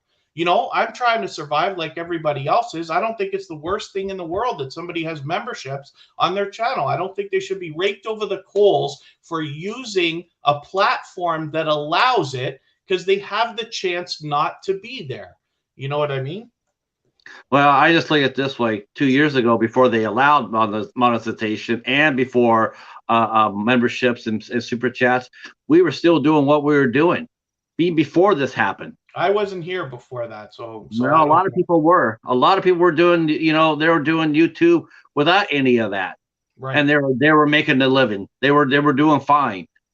You know, they were happy. They were successful. They were getting subs and everything else. They were doing that all before this happened, all before the monetization, before the super chats. So right. I mean, like we were again. Is the argument that there shouldn't be super chats and memberships available? The argument is YouTube should be paying us. Right. So they have a system that they pay us a certain amount of money. There's 10 other different ways to make money on YouTube. There's lots of different ways, regardless of AdSense. But unless everybody's going to boycott, you know, and that might not even work anyway. If we could get all 50 million channels behind us and say, like, you know, YouTube's not paying enough of a percentage, then even if YouTube came to a point where they said, you know what, you guys are right, we got to pay that much in a percentage, they might just shut the whole thing down because it may not financially be right for the shareholders and things like that. It's not that I don't want to be the kind of person to say that one voice doesn't make a difference, because I know that it can. But I don't know if this war between whether YouTube should be paying or not, because we're talking about too many things. We're talking about, okay, YouTube should be paying more. Hey, everybody's to decide whether that's right or wrong. But as well, you're talking about individual creators that are taking money from their viewers and putting it behind paywalls and saying pay to play. But that's two different arguments. We're talking about 2 or 3 or 5 different things here at the same time. It's not all the same thing. And there's tons of different opinion out there. You know what I mean? Yeah. Yep. We're gonna have to go back, you and I, as soon as this hits, we're gonna have to go back and read all the chat, because it's been flying. I have not been able to keep up with it.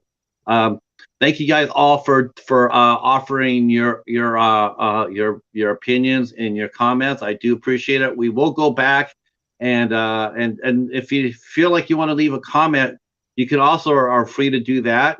And those who leave a comment, we will go back and answer your comments. I'm sure I can get Kevin to come back and address some of the comments if you have any questions, or you can send him a note through his Instagram. Is Instagram or Facebook best?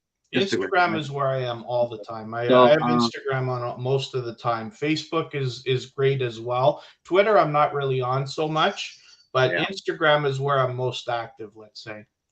So if you have something to say about this, or you don't want to feel comfortable leaving a comment, you could send it to us privately. Me, have Cheetah Willview, Kevin Kaye on Instagram, and we will talk about this some more with you if you have any individual comments. Yeah, I'm gonna go. I was actually gonna. I didn't think I would make you use your voice as much as I did, and I feel really bad about that because that's not really what I wanted to do. Yeah, no, But that's okay. I appreciate being here. I appreciate healthy debate. One of the things I don't have enough is the idea to voice a lot of opinion like this. This is, I don't expect to get so heated, but this is, I can't help the passion, right? oh no, Especially, I want you to show it. That's why I asked you. That's yeah, why I asked the questions. I'm not afraid to ask anybody anything at any time. yeah.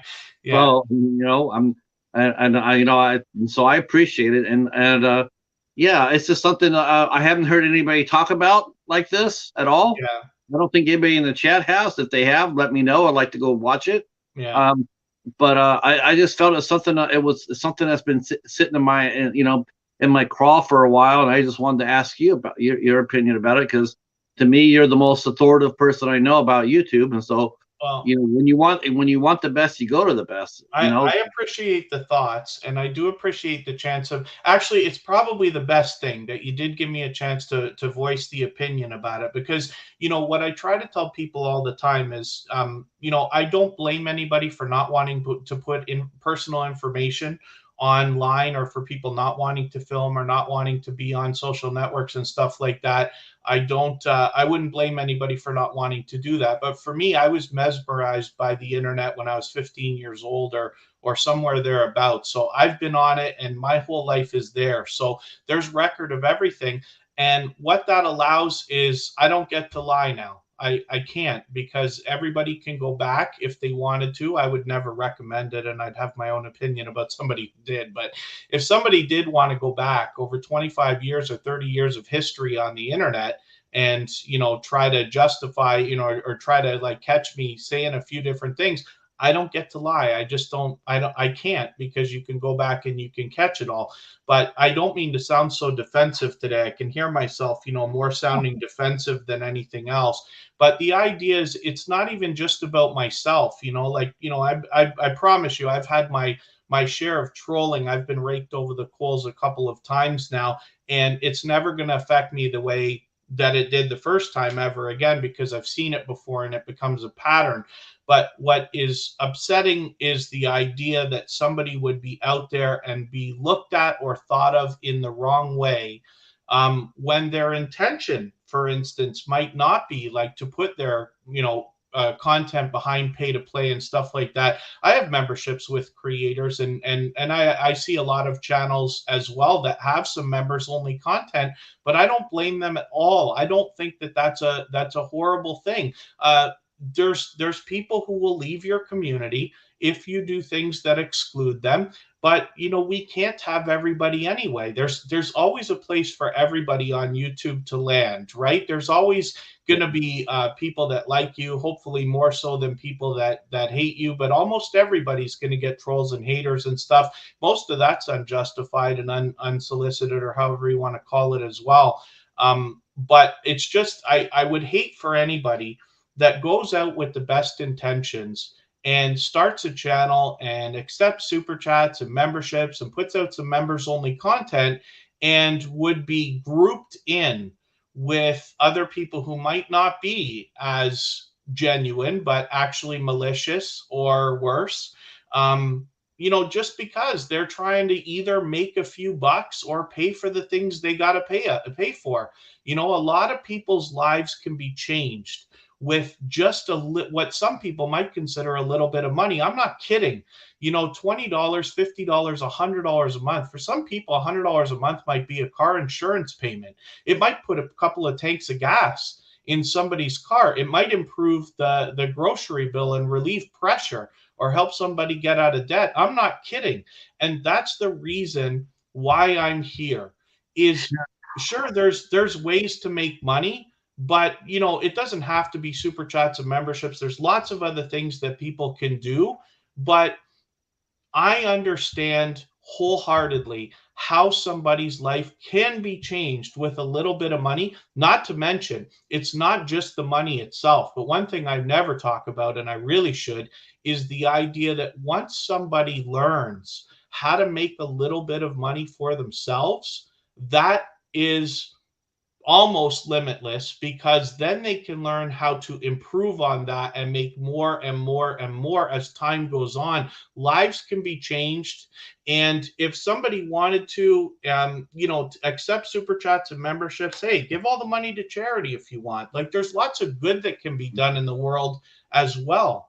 You know, I just hate the idea when we're talking about groups of people or stereotyping and stuff like that. It's almost impossible not to think that, you know, every creator that's out there that makes members only content, it's not always a manipulation. It's not always somebody, it's not greed. There's really nothing wrong with that. We all agree to play in this arena. YouTube make this available. They let the creators know what's available to them, and they let the viewers know, or the creators let the viewers know how things work. And like I said, more than anything else, I don't mean to repeat myself so much, but everybody has the chance to watch or not watch, or support or not support as many channels as they want. If somebody sees something and a creator is behaving, I wish it was that simple. I really do. but I wish it was that simple, but it really is not. It really, truly is not. It's not that simple. I mean, if you see a channel that you don't like, or a creator, and you don't agree with their way, why would you have to follow them? because there's a lot of people, like I said before, I use this analogy, but this is true. There's a lot of people that want to belong to something, and a lot of it has to do, a lot of their identity happens to go inside of a channel. I mean, there's a lot of people that are there every single day in that channel. They go where they want to be recognized, they want to be seen, they want to be heard. Okay, they want to go in there, they want to express an opinion. Yes. Okay, all those people want to do that, so they go to that channel. But all of a sudden, now all that they've come to that channel and they've been there for months or years, all of a sudden it's taken away from them, because now they can't compete with people who are donating. They can't compete people who are on the paywall to pay for the memberships, and then their voice gets heard less and less and less, and then they get frustrated by that, and they get hurt by that, and they get embittered by that. And I've seen that. Now, I've seen that too many times, actually. I get complaints about that. The way that people complaining about it. It's one of the reasons why I brought this whole conversation up. Is because I see people affected by that, and negatively. You're saying positively, and I'm telling you, there's far more negative than there is positive. So yes, there's positive, but not more than negative. So that's too bad. And I wish that I would be able to see a little bit more of it. Maybe the thing is, and the reason I come to the conversation from the angle that I do, is because I don't. You know, like, the truth is, the 99% of the channels you're going to support, especially when you get, like, as your channel grows, this goes for everybody, you're going to favor the people who support you the most. You're just going to. Why wouldn't you? Sam Slogs, Trains of More, Makeup Mom and Son, Hilda DC. These are all creators that have been moderators on TuberChat for a long time. And even if I don't catch every video that they do when it happens, you should see how embarrassed I am all the time when I put their channels up on the screen and I've missed the last 3, 4, 5 videos. I got nothing to say. You know, what can I say? I put their channel up. You haven't watched my last 4 videos. But at some point, I'm going to go back and put all of the videos that I haven't watched into a playlist and run it at night. You know what that means? That means that I'm not going out and finding 20 or 30 or 40 or 50 new channels that I've never seen before and putting their videos in a playlist and running them, because I'm favoring the people who favor me. And anybody can I think have any opinion that's that they want, but that's human natural. nature. Yeah, it's And I human. refuse to be told that that is not the way that it works. That's human psychology. We Yeah. are all going to be nice to those who are nice to us. Yes. So when I'm out there and I might have rose colored goggles on when I'm looking at YouTube and wanting to see the positive, part of it is wanting to see the positive, but I am blessed because of what TuberChat has been, that I'm able to see creators who are generous to each other in so many ways that therefore it doesn't bother me when I see people with members only content or people saying I'm doing a giveaway and only certain people can be included and things like that. You know, as it is on TuberChat, I don't mind telling you, I just did a giveaway and I excluded all my moderators. I said, you moderators cannot be included. And now the reason why is because I was giving them something that the moderators have already been given. But we don't get to see that in channels either. We don't get to see behind the scenes. I hope that Patrick, you personally, and anybody who has had this conversation with you and agrees, I hope that you are truly are able to find more channels with the generosity that I'm talking about, so that your view will be skewed in a more positive way. Because while you might insist there's more negative out there than I see, I insist there is more positive out there than you see. Yeah. I really do believe that. That's why I believe so wholeheartedly in this. And that's why I'm getting so passionate and so heated about it, because it's very upsetting for me to know that the generosity that I see is not being seen enough. If it could be, maybe there would be change. Maybe there would be more positive influence. Maybe there would be a lot less of the negative as well. But I'm blessed because I get to see it every day. I didn't plan for that. It's a byproduct of what TuberChat has become. I couldn't have predicted it the way that it is when it started. But God, am I happy that I'm going to leave this conversation feeling that much better about the fact that I'm so blessed that I get to see these people. And all this is going to do is make me want to push their stuff out farther so that everybody understands how much generosity there is in creators And that goes unseen or unnoticed. that's what we should all be doing.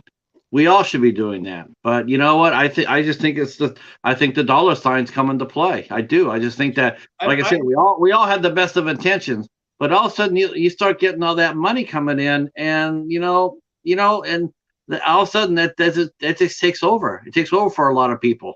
it's very possible. They're not just getting a few dollars here and there. I mean, they're looking to make this a life. That's what they want. They want to become a professional tuber, and that's what they want. That's what they're driving for, and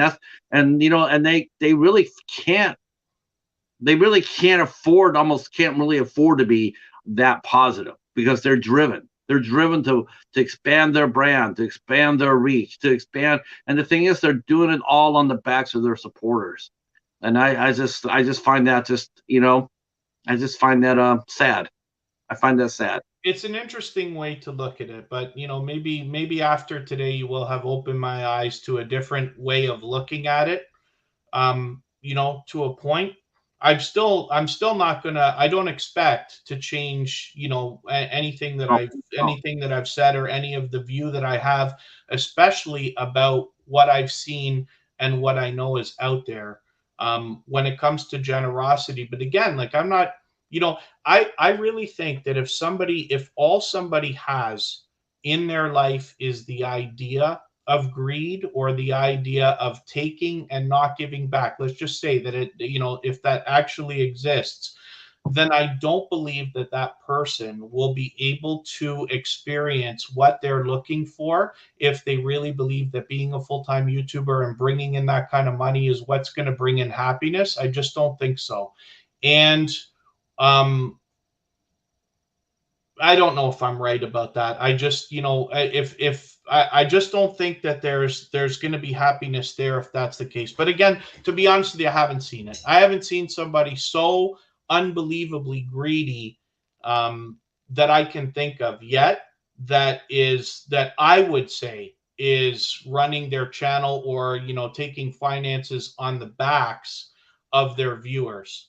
There's lots of ways to think about this. I mean, hopefully everybody takes something positive away from our conversation today. It would be nice if it touched everybody, but at least you're seeing different opinions on this stuff. Yeah.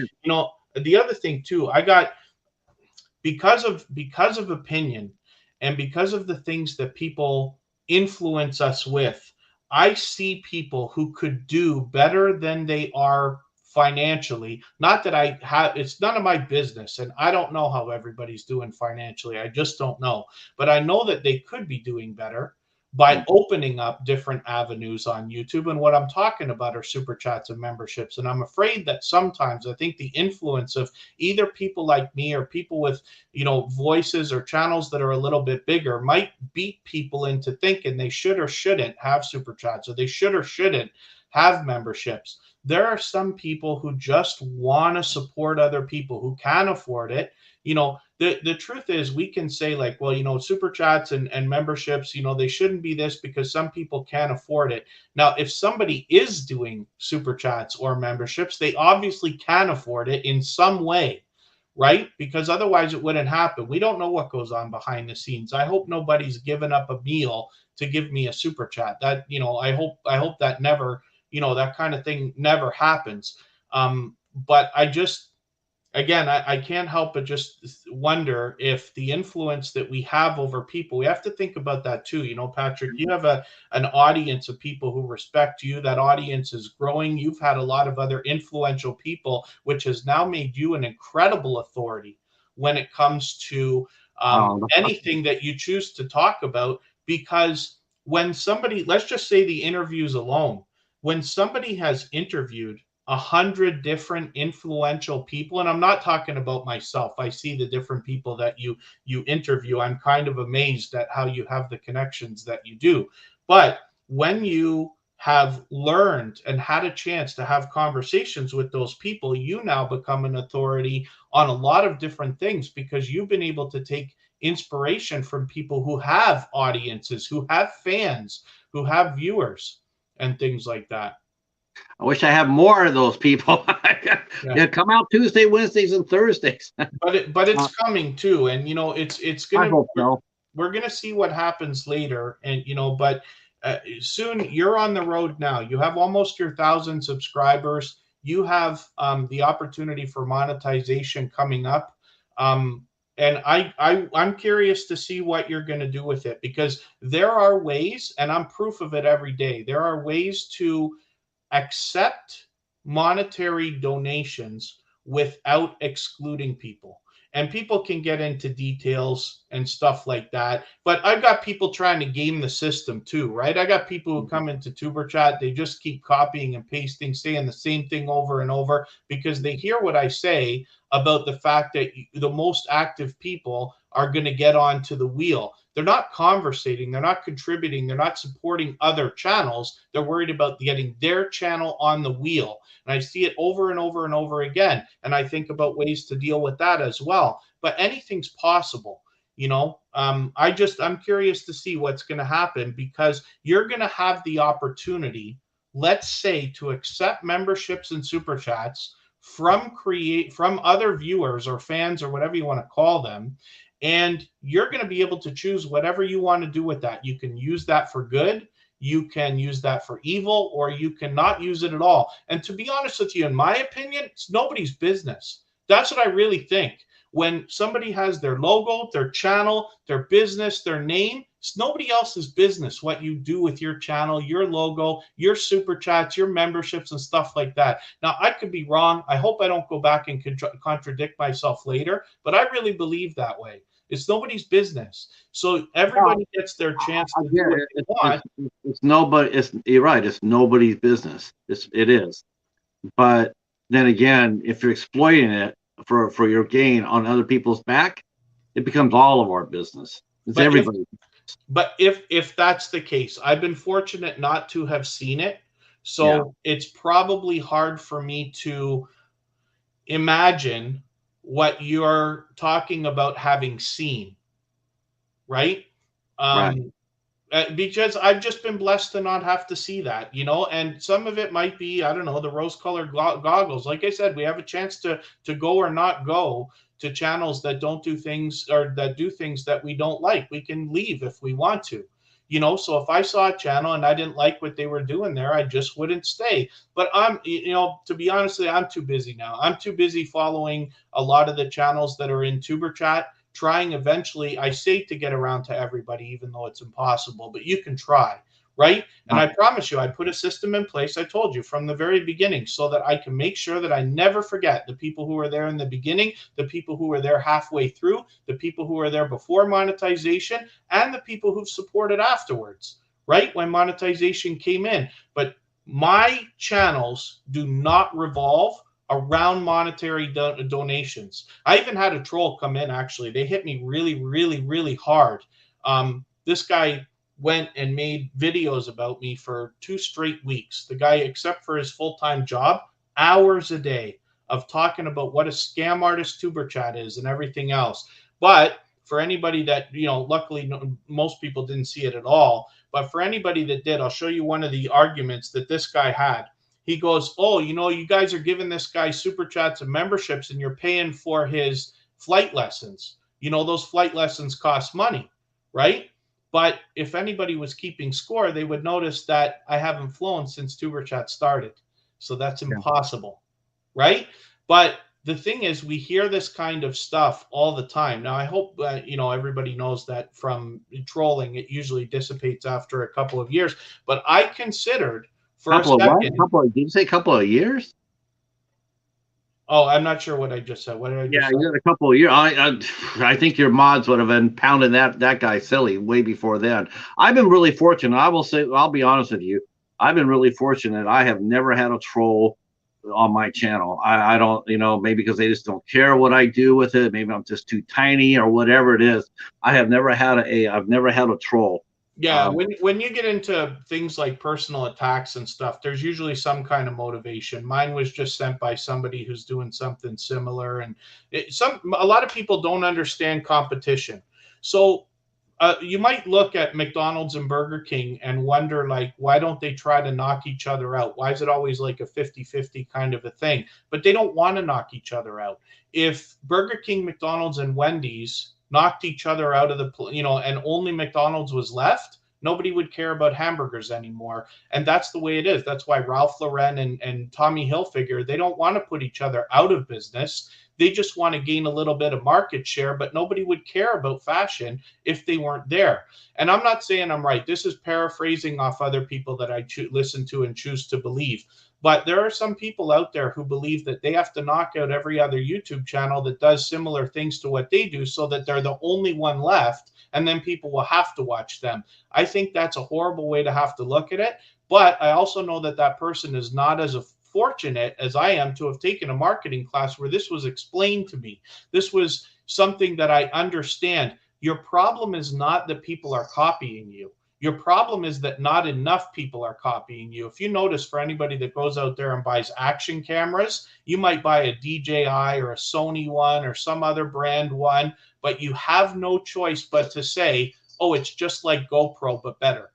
But you have to say it's just like GoPro. And that's the thing, right? If people could understand competition, some of that might slow down or stop. But I think we're always going to see channels that do that. It's fortunate that you haven't had any of that hardcore trolling. But I did have somebody come in. They were on me hard. I'm not kidding. And I'm lucky that I got to see it so that I can help other people when it comes to them now afterwards, because it always disappears. It always calms down. But they had me thinking for a second, hey, wait a second, am I a scam artist? Should I not be taking membership? I thought for a moment about canceling all my memberships because I thought I shouldn't be taking them. And then I realized, wait a second, you're dealing with a troll. And again, this comes back to no person on the internet is going to tell me what, is going to influence my life in some positive or negative way that is going to change the entire thing. You know what I mean? That's just the fact of it. That's the way I have to look at it when it comes to the idea of trolls. Yeah, right?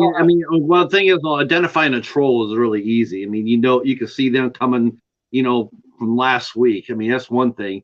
That's the thing. I mean, trolls, they, they show their colors really fast. Oh, absolutely. You and I were talking about that last night. I mentioned, and I said, just be aware of that one, because Yeah. that's what's going to happen. And because I already saw that, and you see that, you see somebody coming there with ill intentions, it is easier to spot and whatnot. But I love this discussion is because it's open and honest, and it's between two people with mutual respect. Mhm. And that's really where it comes from. I don't know if I could. I don't know if I could to trust this level of conversation about you two with anybody but you. I couldn't, because you know more than me. Well, You see things differently than me. I mean, that's why I came to you. That's why I wanted to hear what you had to say, because I respect it. And I just wanted to hear what this how you felt about it. Well, And I appreciate the kind words, and I do appreciate our friendship. You know what people in the chat may not know, but Patrick is somebody who I've talked to like several times. Just like everybody on Instagram, little short conversations here and there. But I can tell everybody here, even though our conversation is very heated, and I may sound defensive, but Patrick is somebody who I know is a friend because they have reached out in the past to go far beyond typically what you might see on YouTube. I know that Patrick is somebody who truly has my back, has other people's interests at heart, and does not want to see negative take over anybody's channel or YouTube journey or anything like that. So, that, and I appreciate that. I just hope that after we're done today, I am going to keep in mind all the things that you've said, and I'm going to keep my eyes open for more behavior that kind of spells out greed, because that's what I hear when you're talking about the idea of putting our stuff behind paywalls and stuff like that. But I hope that you take away from this conversation as well just an open-mindedness to say that there is likely more generosity out there than you have been fortunate enough to see, because I promise you there are lots of people out there returning in different ways as much as they get out of YouTube right back there or other places as well. I see it all the time, every single day, as a matter of fact. Well, I tell you what. On that note, on a positive note, and it's actually I'm rather impressed that we did not get a camera break. So I know that I was like, I thought for sure we at least get a couple. But no, I want to thank you for coming out and hanging out with us today. This has been a very educational one. I'm going to see exactly. I'm sure I got plenty of hate in the chat, but that's all right. I can deal with that. I'm not sure about that. Forgive me, everybody, because I would like to do a better job of reading the chat, but I've been so involved in this conversation, as you can see, that I have missed most of what's gone on in the chat. Literally, it's just I'm trying to speak from the heart, trying to make sure that I'm getting the right message across. I don't know if I've accomplished that in my answers to Patrick's questions or subjects.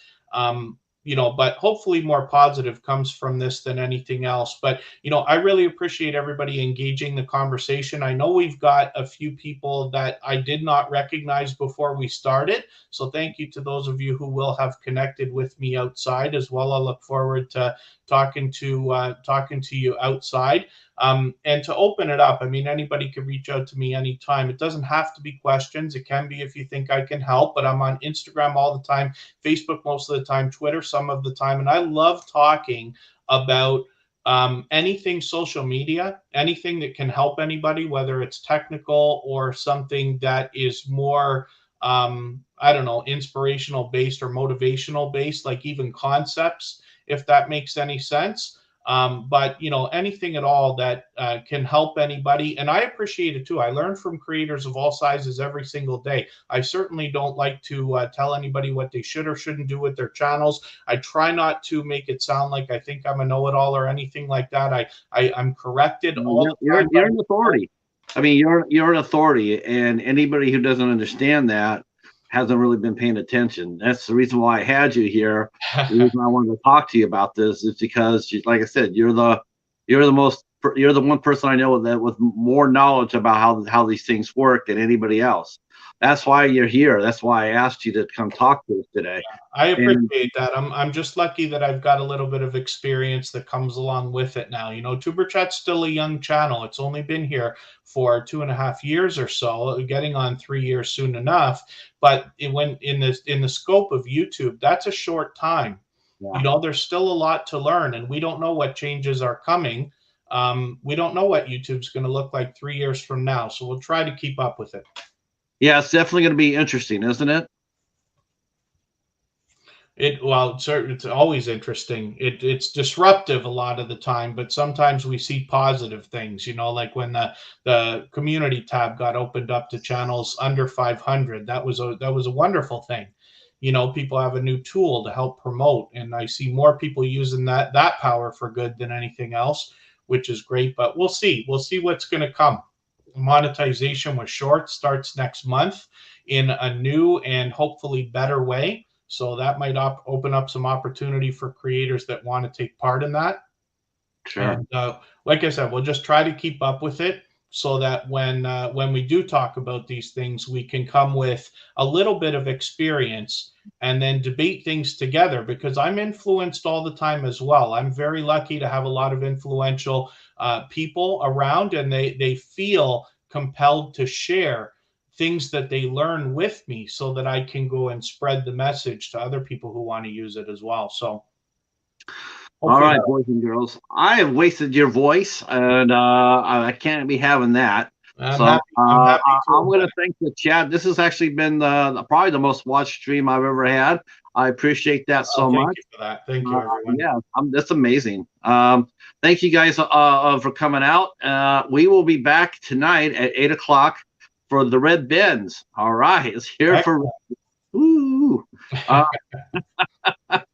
On the Midnight Society. On Tuesday, I have Kevin Caliber will be here with us. On Wednesday, the 11th, I'll have Alexis Baca will be here with us. And on the 12th, I will be having Jake Danger Jolly. And I'll be joined by special co-host Katie from Popping the Popcorn on 8 Questions With. All right, I'm going to let everybody go. Kevin, go rest your voice. Get some honey in that puppy. It's dinner time. Thank you, Kristen, for letting me have them so long. I appreciate it. And thank you so much, and we will talk at you soon. Stay right where you're at, Kevin, to the chat. Thank you guys so much. And if you haven't subbed to the channel and I haven't burned you off too much, please consider subbing to us. Yes, absolutely. Okay, thanks, everyone. Thank you very much. Have a great night. See you at 8 o'clock.